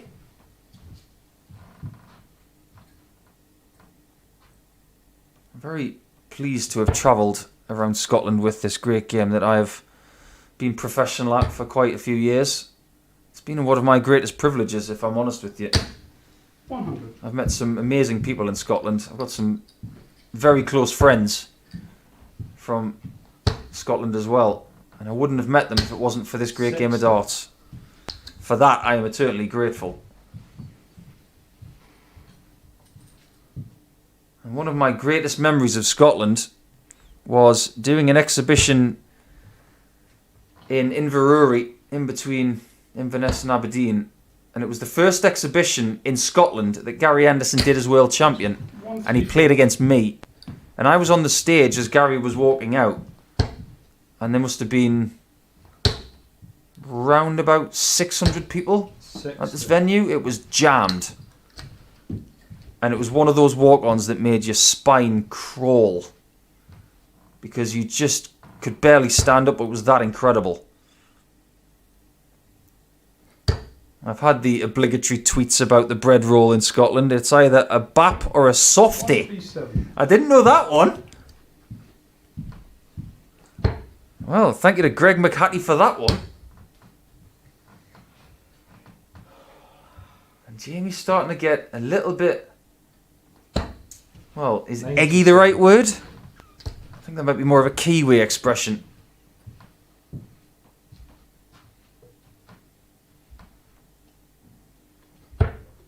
He might be a bit knocked if Shaun takes this 70 out on double 16. To continue the trend, he has found it. 3 legs in this match he has won in 5 visits. That signals a very good average, and he could be on the mark for the first ton plus average tonight. 102.48. And he has delivered 3 legs in 44 darts. Thank you very much to Stuart Beaton as well. who has got in touch about the great bread roll debate. Unbelievable. Great name that, Beaten, 140. especially for a darts person. I wonder if you're distantly related to Steve. What an incredible thing that would be if you were distantly related to Steve Beaton. Imagine if he was your uncle somehow. How mint would that be?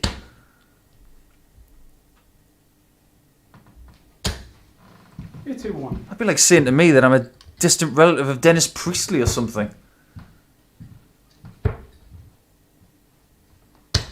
I've been asked on a few occasions as well, while I've got the chance, if I could put any player in the Online Darts Live League, it would be Dennis Priestley. I'd love to see him play just one more week before he puts the darts down forever. Maybe he'll be part of the world seniors next year, you just don't know. 57. But I've got no idea how much I idolise that guy. But the great Bob Anderson too, who is one of the most incredible people 60. I've ever met in my entire life.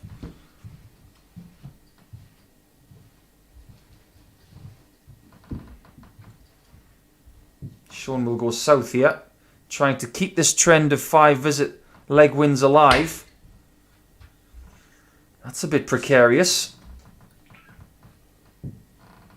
Is he going to go upstairs? He's going to stay down, which is the right thing to do. Now, he should look at the bull. So he's got 114, that leaves 192. Oh, and he got the 20. 2-4. That's a little bit unfortunate. So he will not win this match 4-0 with 4 5-visit matches. Oh, sorry, legs. 3-7. But he could prospectively leave this handy.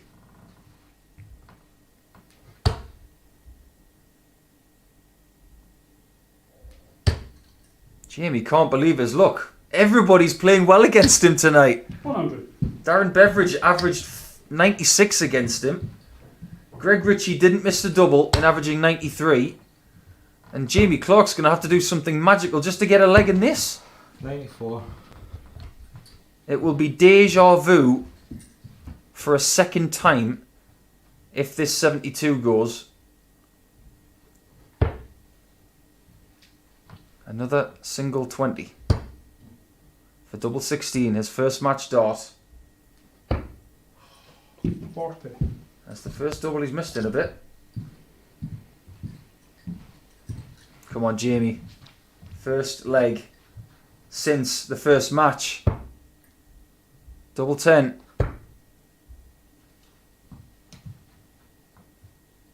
That's terrible. 20. That's unfortunate. The second dart was very close. But you don't fancy Shaun McDonald's going to squander this for an excellent game of darts. Double 8. Game in 2. Yeah, game in 2 it is. 20 darter on the end of a very, very good performance, it has to be said. His doubles were very good. His scoring on the whole was very good.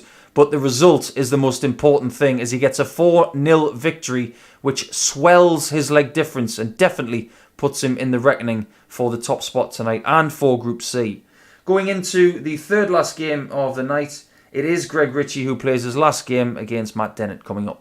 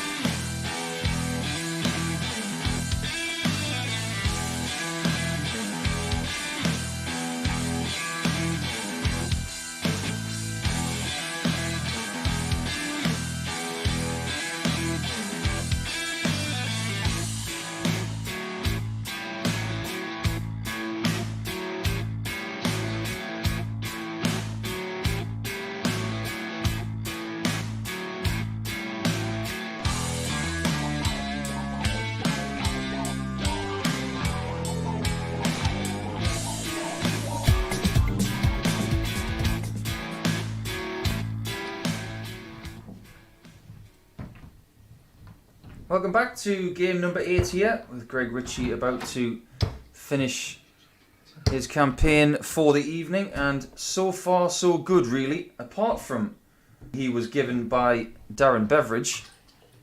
But as for the other parts of the evening, yeah, pretty good. Lots of good stuff to think about for the 26-year-old from Musselburgh. As for Matt Dennant, he will play this game and game number 10 of the night.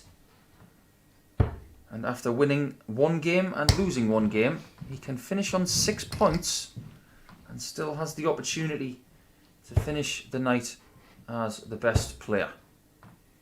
He may have to get a move on because Darren Beveridge and Shaun McDonald on 4 points already have a leg difference of +6.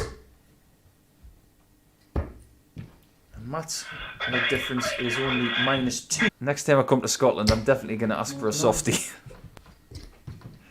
I would have thought a softie would be an ice cream. I'm sure you've got your own vernacular for ice cream up there as well. 99. Good lead from Greg. Matt, not far behind. But again, that dart just seems to dive at the end. That's the one he's trying to fix.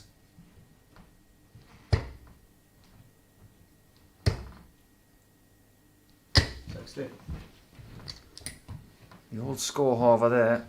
And Matt Dennant is looking to take this leg in 18. 35. And he might get punished. Because this is very, very doable for the wee man.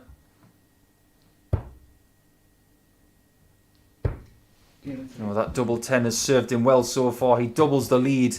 And with a break of throw in hand now, and the way he's been accumulating points this evening, he's bounced back from a very heavy defeat to start this game extremely well. 2-0, Greg Ritchie.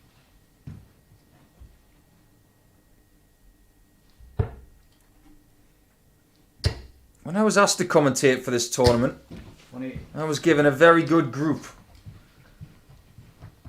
I was looking forward to watching the likes of Barry Bates and Ritchie Burnett and Chaz Barstow, players that I'd commentated on before. I tell you what really gets me excited. It's watching new players. Especially when these new players I know nothing about perform really well. What it does is convince me that there are many, many talents out there that we don't know anything about. 58. What the Online Darts Live League is trying to do for you guys tuning in is show you that there are lots more talents to find. If they haven't got a tour card, there is a possibility they can come and play here. And there will be more players next week. Oh, come on. But you'll have to stay tuned to Saturday night, because that is when I will reveal who Chris Mason will be calling in next week.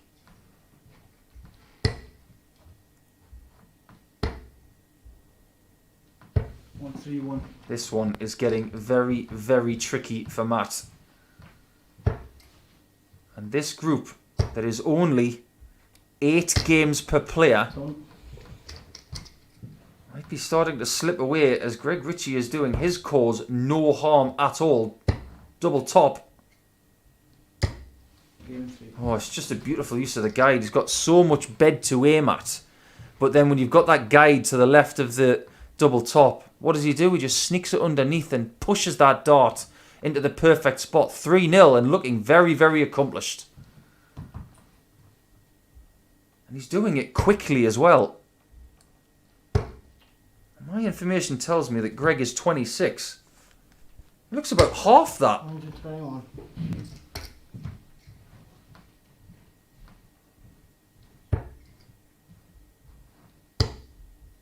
Is what you'd call the anti-Dean Winstanley. When I first met Dean, I thought he was about my age, when in fact he was in his late 20s. 60. You look at Greg and you think, he should still be at school. 96. Well, school is out is the walk-on song for the scholar. school might be out if he loses this game and loses to Jamie Clark in game number 10 of the night. 7. If he only picks up the 2 points tonight, he has got a mountain to climb tomorrow. I really do feel sorry for Matt Dennant tonight because he's the only English person in this group. It's almost like he's been thrown into the loch tonight and he has to come out swimming. 59.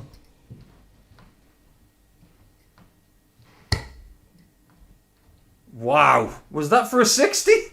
Take it. That is what we say if you've had a horror dart and it still hits a treble. And look at that for a visit. 150.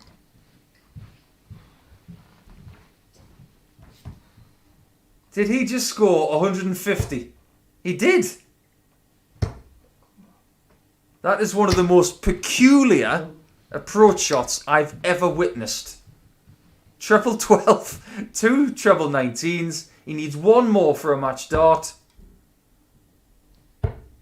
But he gets one at double 12.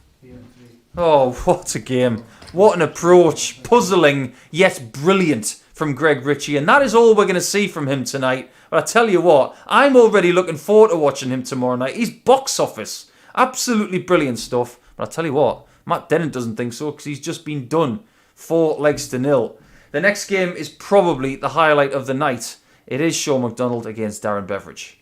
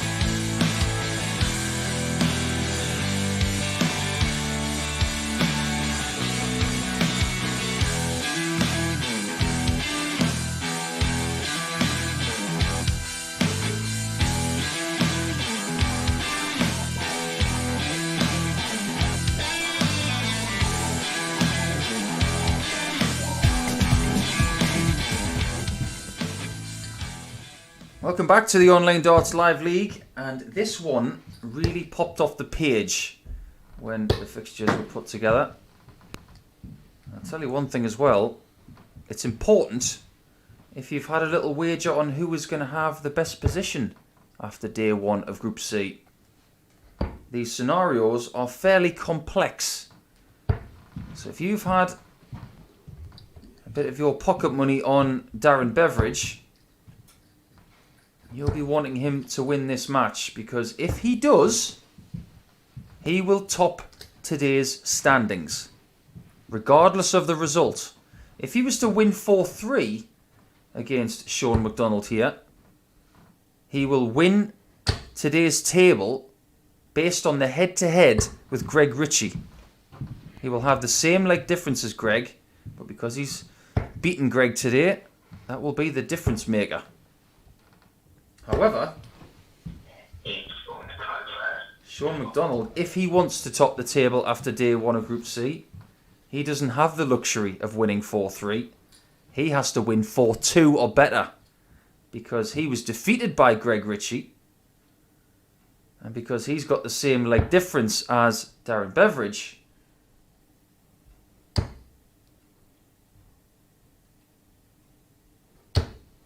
$140. He has to get the win first.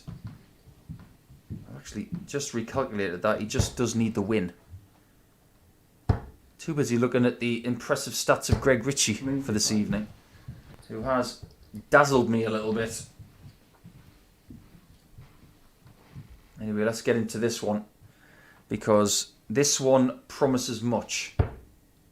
We've learned a fair deal about Shaun this month. Well, the last couple of months since Q School. 180. We've learned a fair bit about him in the start of this game. A fantastic beginning. 1-3-4. The last time they played each other, it was a rather important game. They played at Q School on day 4 of the PDC UK Q School finals. 83. Darren Beveridge, after beating Lewis Pride in round 1, was hopeful of getting a lot of points on the final day of Q School. And the person that stopped him was the man he's facing now.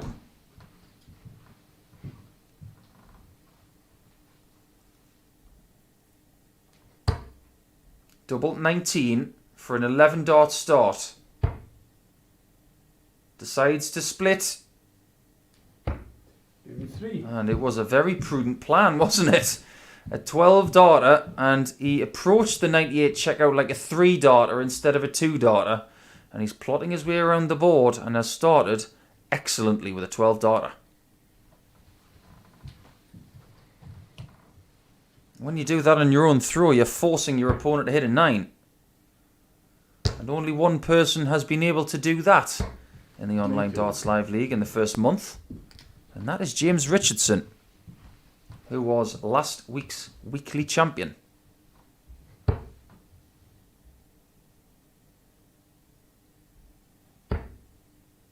We will crown another weekly champion on Saturday night, starting at 9:30 PM UK time.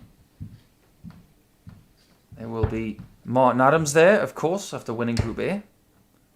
There will be 2 players from this group 100. and 2 players from Group B, which will resume tomorrow morning.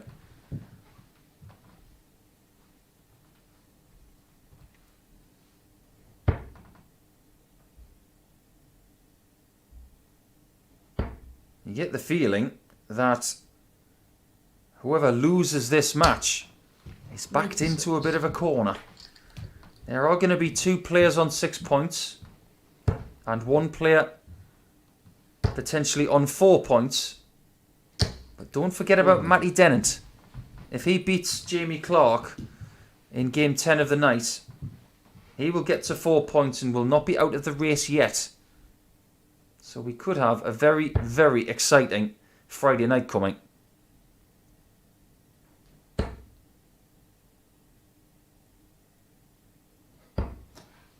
Added to which there is another night of Premier League darts as well, so you're going to get your fix of darting action tomorrow. So when you've got Group B action, and you've got 174. Premier League, and you've got, well, Group C action as well, I mean, what more could you possibly want? Well, I'll tell you what you could have. You've got a thoroughly Scottish night, and you've just had a 174! Yes, I just did it. I did the Dundas. 140. The most iconic Scottish call of them all, which is a 174. 27. That is a huge, huge miss. How big it is defined by what Shaun does here.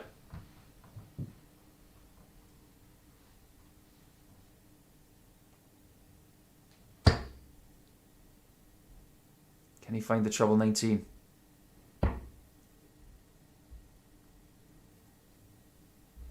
He does not. And this 57. is a tricky looking checkout. Double 4. Game in Oh, 3. very good. Just hanging on to that second leg. He had it in the palm of his hand most of the time, but sometimes you need to scrap your way to get the win. And luckily for him, he was able to find double 4 for 1-all. Now, the great debate about what you call a bread roll, and I'm not joking, this subject is starting to be added to the things that I don't like to talk about. 9. It's up there with religion, politics and Scottish football now. Because the amount of answers I've been given is starting to get a bit silly. So we've had 85. barm cake, stotty, roll, cob, all sorts of different things, but I have been reliably informed that the area of Scotland that Shaun is from, 96. they don't call them softies. They call them rowies or butteries. Now, either someone's pulling my leg or I'm learning a lot about bread tonight. Well, whoever wins this match, they know where their bread's buttered. Because I know I'd rather have 6 points going into tomorrow night instead of 4. There's nothing they can do about it after this match, so you might as well empty the tank right now. Everything you've got, all the focus, all of the energy, put it into this match and treat it like a final. 99. Advantage Shaun, McDonald so far in leg 3.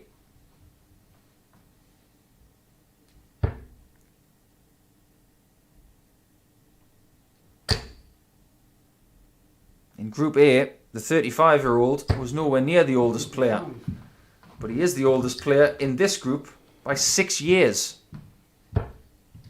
Almost 30 years the junior of the Group A winner, Martin Wolfie Adams. He is now the granddaddy of this group. 133 to leave 32. That's the equation he's looking at here. He's going to get it too. 133. That's a very, very tidy stuff. It's really good when you think it out and you execute it exactly as you thought. That is what you call a confidence-building visit.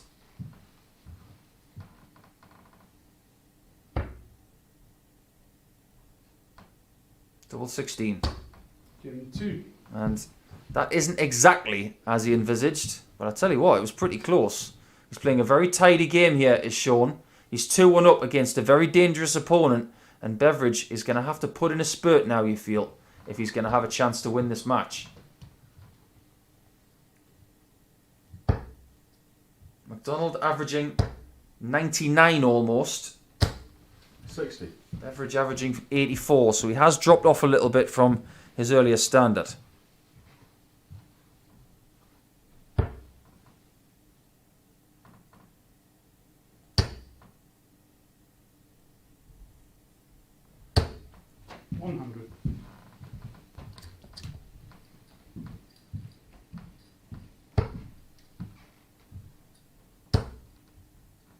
After talking about bread rolls all night, I really do wonder what we're going to be talking about tomorrow night. We've had some spectacular performances this evening. And I'm not taking for granted that 180 we've just seen from Darren Beveridge. That was his first of this contest. 100. Second overall, as Shaun's already had one, but think about the fact that Greg Ritchie's had a 100% performance on doubles in there when beating Jamie Clark 4-0. Shaun's performance against Matt Dennant was really good. 91 average, 80% on doubles. There's been some really good tussles. Beveridge against Dennant was good. Ritchie against Shaun McDonald was excellent. 134. That was where Shaun had a 152 out, the highest finish of the week. But that's where Darren needs to stay. 140. Well, he almost gets the 3, but that third dart was a peach, wasn't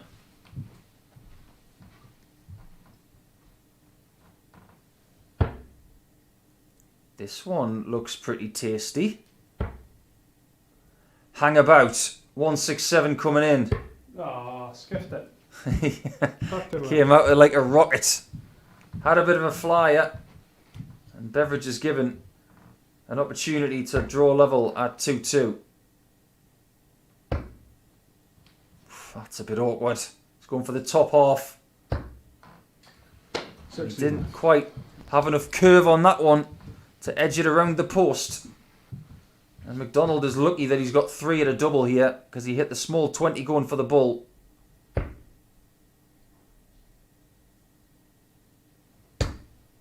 He's found the corner as well. 3-1 up against Darren Beveridge here. And if he wants to be at the top of the table this evening, well, he's getting very close. He's only 1 leg away from that very fact.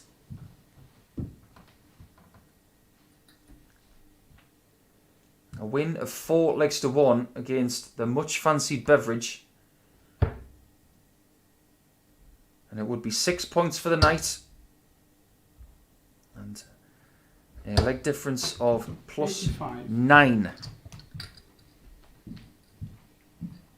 That would also put Darren Beveridge's leg difference back to plus 3. 100. He would start tomorrow with his back against the wall.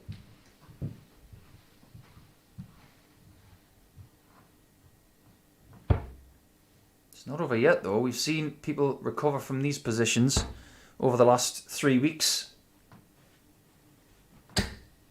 96. But Shaun's not been the kind of player to relinquish leads over the last 3 days. 180. Good, that's done. That really was a good 180. It's not really a bad 180 when you score it. Unless you bust the score, of course, like Ritchie Burnett did a couple of weeks ago.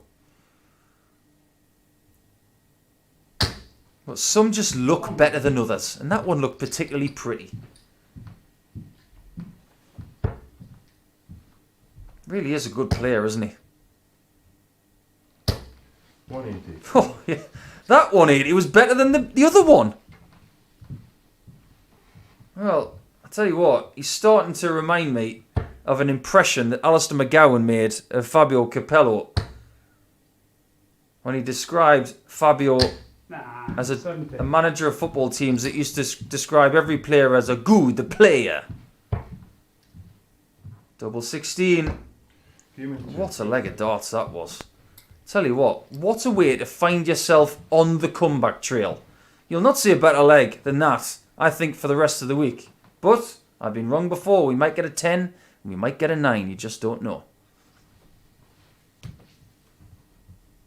But that has transformed his average up to 95 now, with McDonald at 98. Very, very good game. I'm starting to understand what people have told me about ice cold Beveridge. I like what I see.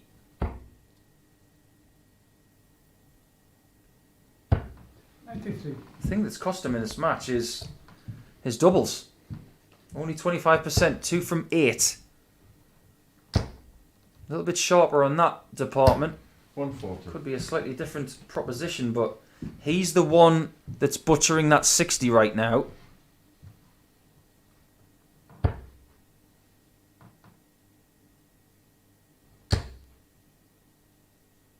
It's almost been the phrase of the week at the Online Darts Live League and at the Premier League. 60 butchery. A night where we saw Jose de Souza hit 11 180s. Yes, 11 in 12 legs. Ridiculously. Nathan Aspinall and Jose de Souza had 6 180s in 2.5 legs at the start of their match tonight. Dizzying stuff. 58. I'll tell you what, we have seen some sparkling displays here this evening. Can we see a 170 out? Wasn't that far away, I tell you. He's looking to even this one up.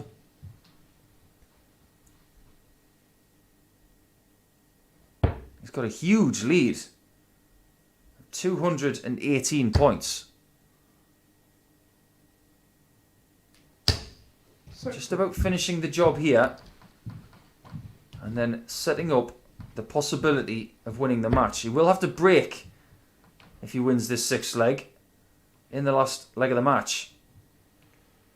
24 leaves 48, so he's got to stay down in the corner. It's a big miss, really. You've got the 8 and the 16 that leave a double. But everything will be fine if he takes care of 32 when he returns.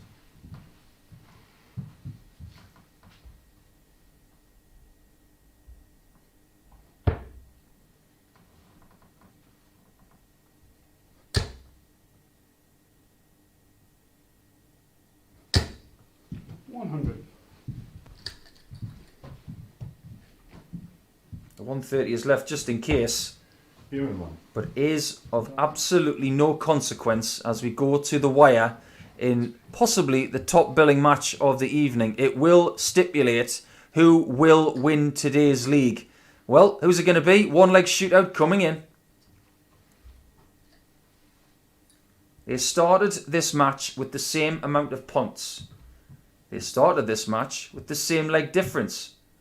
4 points and +6. One of them is going to have 6 points and +7, which will leave them 2 legs ahead of Greg Ritchie at the top of today's table. So if you've had a little flutter on one of these two to be the best player of the day, hold on to your hats and make friends with the edge of your seat.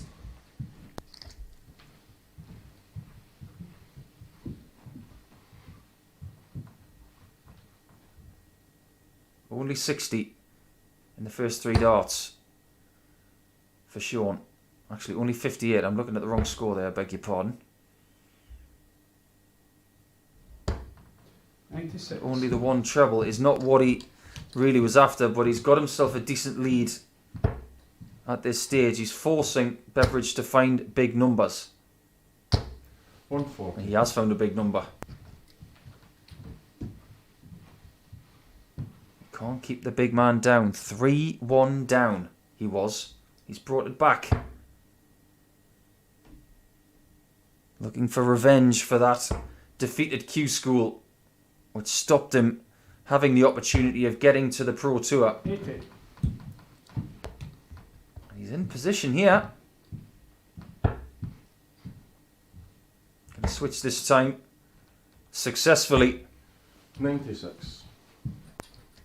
And his half a dart lead that he had in the previous visit has been extended to a full dart lead.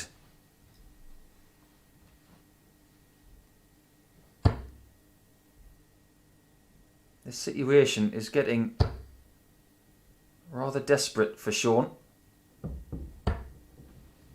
82. And Beveridge has got 6 darts from 205 to win the match.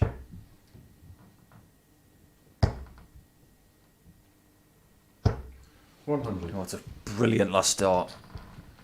An absolutely vital shot. He needed to get at least 1 treble there. We're about to find out how ice cold is. Because all of a sudden, McDonald is looking to leave tops. And he has. If this goes out, it's pens down and we'll be starting to clap. Double top to win the day, and he's missed. 65. They could be separated by one solitary dart over the entire campaign this evening. 3-3, 40 each, 5 visits each. But it's all down to Shaun McDonald in double 10.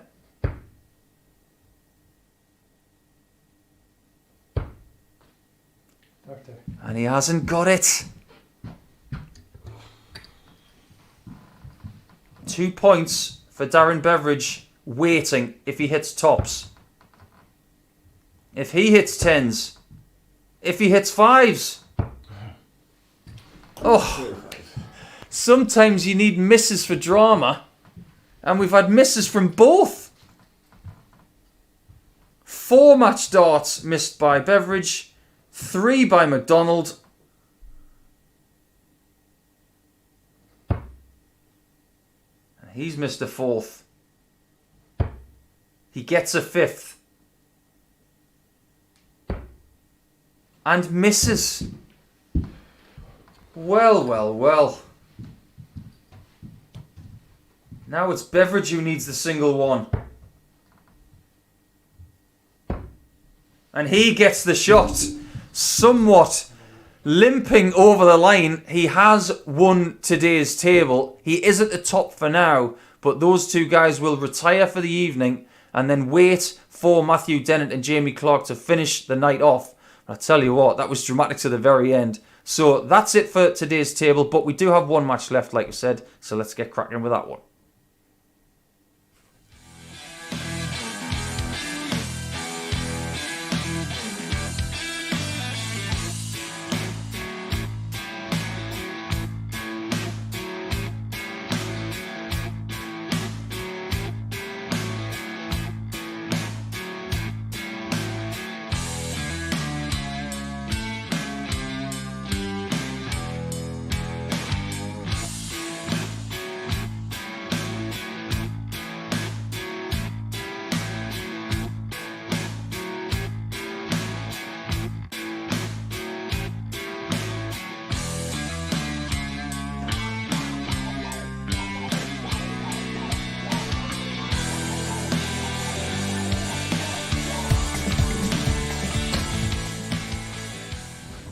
Time to tie things off for the night with game number 10. And neither of these 2 can reach the pinnacle of the Group C table this evening. And Jamie Clark is playing for pride, you feel, with every player in this field gaining points but him. And with Beveridge and Greg Ritchie at the top on 6 points and Shaun McDonald with 4, you get the feeling that he's not going to catch the top 2 unless, of course, he wins this match and all of his matches tomorrow. I'm not going to write him off by any stretch of the imagination. First things first, he has got to try and defeat Matt Dennant, who has 1 win from 3 matches 96. tonight. Started with a very hard-fought 4-3 victory over tonight's table topper, Darren Beveridge. But since then, he lost to Shaun McDonald by 4 legs to 1. His second defeat to Shaun this week. 97. And then was pummeled by a very dominant Greg Ritchie. 100. If I was to give Jamie Clark some advice coming into this game, I'd say just relax, 92. just take it in your stride, try and enjoy it and see what comes to you, because nothing has gone his way tonight. His leg difference of minus 11 60. with no points tells a story. He's only got one leg this evening, and that was in his first match of the night against Darren Beveridge. But there's one of those 180s that you get from Matt Dennant, and it is a wonderfully timed one as well, to leave himself on double 18. 100. They really are rapping along, aren't they, these two? You want. There's a double 18 and a 13 darter in about 13 seconds. Well, 180 was perfect to leave double 18, and in she pops in no time at all. 1-0 Matt Dennant.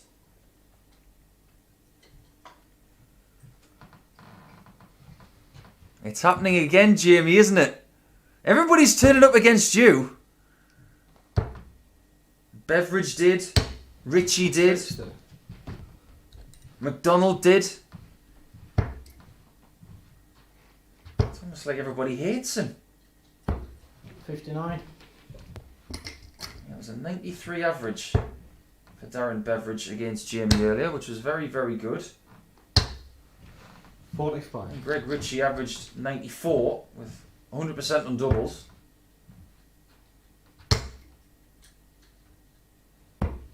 59. If I'm not mistaken, I'm just doing a bit of double checking here. Shaun McDonald beat Jamie Clark 4-0, just like Greg Ritchie did, in exactly the same amount of darts. How about that? 58. 64 darts delivered by both Shaun McDonald and Greg Ritchie to 60. defeat that man there in blue. What a strange little twist. Well, we'll keep an eye on this one because Matt Dennant is playing pretty well here. If he defeats Jamie Clark 4-0 in 64 darts, then I think my head's going to be spinning.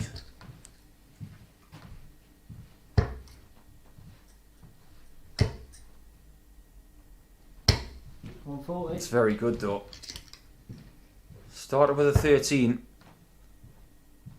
He could do this in 17. 84.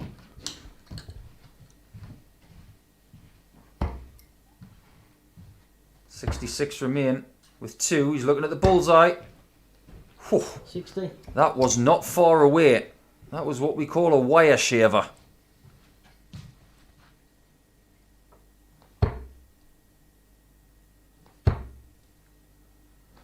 Two double 18s was the 42. effort. And I don't blame him for going that route.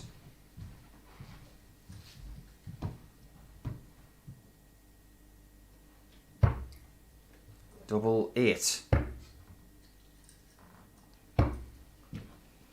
He's had some genuine problems on that double this week, I have to say. It has not been kind to him at all.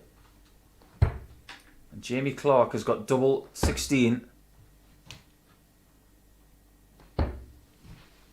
80. He has not found a double in quite some time.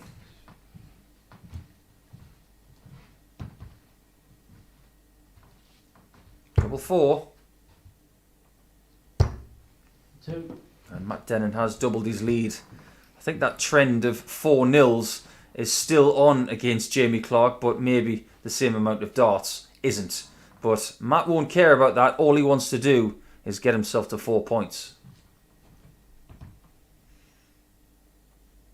On 4 points, the same as Shaun McDonald going into tomorrow with 2 opponents on 6. It's not an insurmountable situation for Matt to try and get to the finals.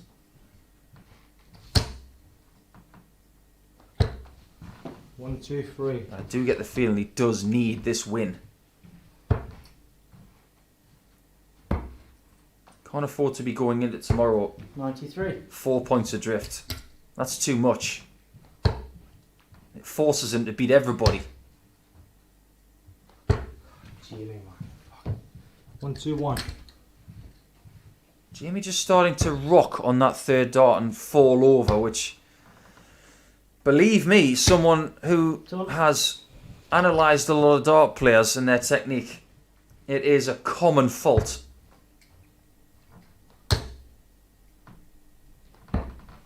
$97. That's got to be careful from 2-3-1. He might have want to use the 25 at some point here. Oh, no. Wasn't given that luxury. The single 19 would have left him 25 away from a finish.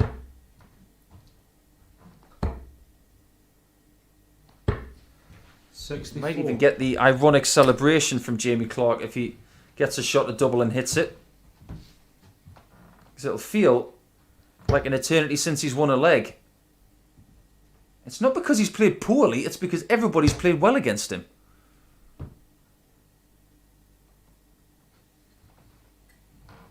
He really wants to go for the 20 here. 44. Because he wanted to leave at least 156, but I think he had to sacrifice the shot at the 20 there. He did the right thing. Double 18. Checking 3 darts. Jamie Clark has won a leg since the first game of the day. I have to cast my mind back to game 1. He might have actually won the first leg of that contest. So it's been a very long time between drinks. But he has just found the straw, and now he's got to find a little bit more from here. 85. Some of these players might not have had any competitive action in a while. So it may take some getting used to. But make no mistake, Matt Dennant has been playing all of this week, so he's a bit more prepared for this than Jamie is. 60. That will be somewhat levelled tomorrow when the likes of Jamie, Greg and Darren have their second crack in this Group C. 140. But he's starting to play a little bit better now, to the detriment of Matt Dennant's chances. Now, he's going for another max and gets it. The 180 scholar from this week.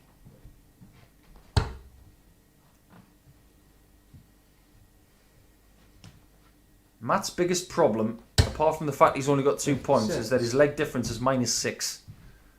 That's very unhealthy compared to the other 3 who are in contention for getting through this group. What he's going to have to do is rob them of points tomorrow and rob them of legs as well. Another one of those would be handy for tops. And that would have been the biggest finish of the week. That would have outdone the 152 of Shaun McDonald. Not the end of the world, that 14, because now he's got a shot at the bull. Second time he's had a shot at it in this match and just misses on both occasions. Double 10, and Jamie Clark has got 2 legs in a match for the first time tonight.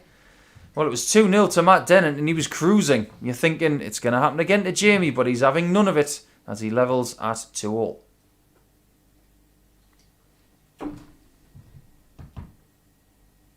So the best leg difference that Matt Dennant can hope for now, after this match, is if he wins the next 2 legs straight and finishes on -4. He will be 11 legs adrift 100. of Darren Beveridge at the best. That is a very difficult position 58. to promote yourself from.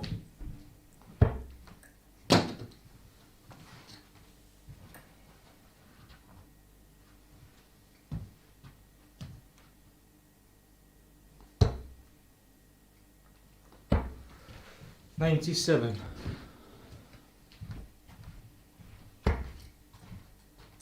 Don't forget that earlier on we were talking about great Scottish dart players, 17. like Anderson, Hendo, Thornton. There are some others that need to be mentioned. What about another Jamie? 84. Jamie Harvey. The old brave dart. What a player. And another. I've already mentioned Jockey Wilson, don't worry about that. But there's another one. 60. Ronnie Sharp. Remember him? The greatest moustache in the history of darts.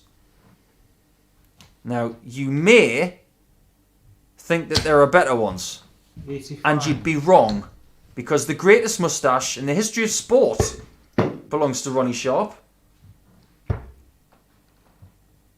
And I'm reliably informed that Ronnie Sharp still plays darts. Never know, I might be tuning in at this late hour, or this early hour, depending on where you're looking at your clock. Well, Jamie Clark has got the 25 and a 5. 49. And it's completely up to the scholar here to complete the exam. Or at least get closer to the end. And that leaves 81. And again, that evident miss is low of the target. 19, 30, 45.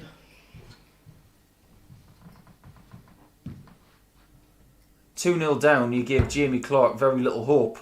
At 3-2 up, you'd give him every hope of winning this match. Matt Dennant can't look. And I don't blame him, because he's now 3-2 down, and Jamie Clark is on the cusp of upsetting Matt Dennant's chances of trying to progress through this group tomorrow. They could be in the same predicament come this time tomorrow with the same points.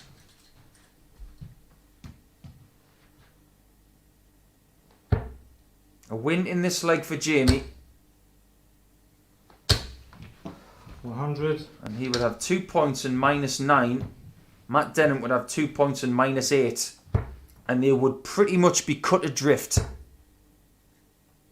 It will be a 3-horse race tomorrow night. But I've been wrong before. 60. I wouldn't be surprised if Matt was feeling a little tired. He's played a lot of matches this week. This is his 19th match of darts. 60. And you can see a little bit of weariness in the face of the scholar. I don't blame him. It's been a really tough week for him.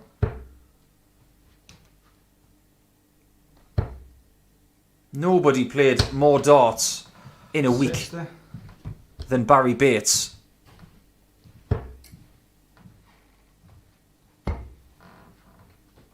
Trying to think how many games he ended up playing. I think it was 29. It was. 5 games on Monday, Tuesday, Wednesday, Thursday, Friday, and 4 on Saturday night. So that is the most you can play. Matt Dennant is 10 short of that. But if you offered him a 29th match, he would take it right now. It's looking increasingly unlikely that he's going to get to that stage. 100. Jamie Clark is looking very likely to win this match.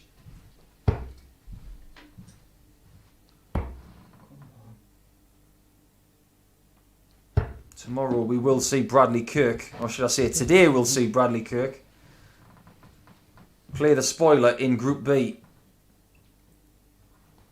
These two could be in the very same position, because that 86 checkout has just won Jamie Clark his first 2 points of the day, and of course it's only the second game that has been won today, because we're into the early hours of Friday, and that comes to an end, Group C, for its first day. But we will be back later on this morning in about 9 hours time to look at Group B to see who's going to get through to the finals. 2 people from the 6 people playing later on today will join, wherever in the world you are joining us from. But this is the Asset signing out for now, because I am going to bed. I'll see you in about 9 hours.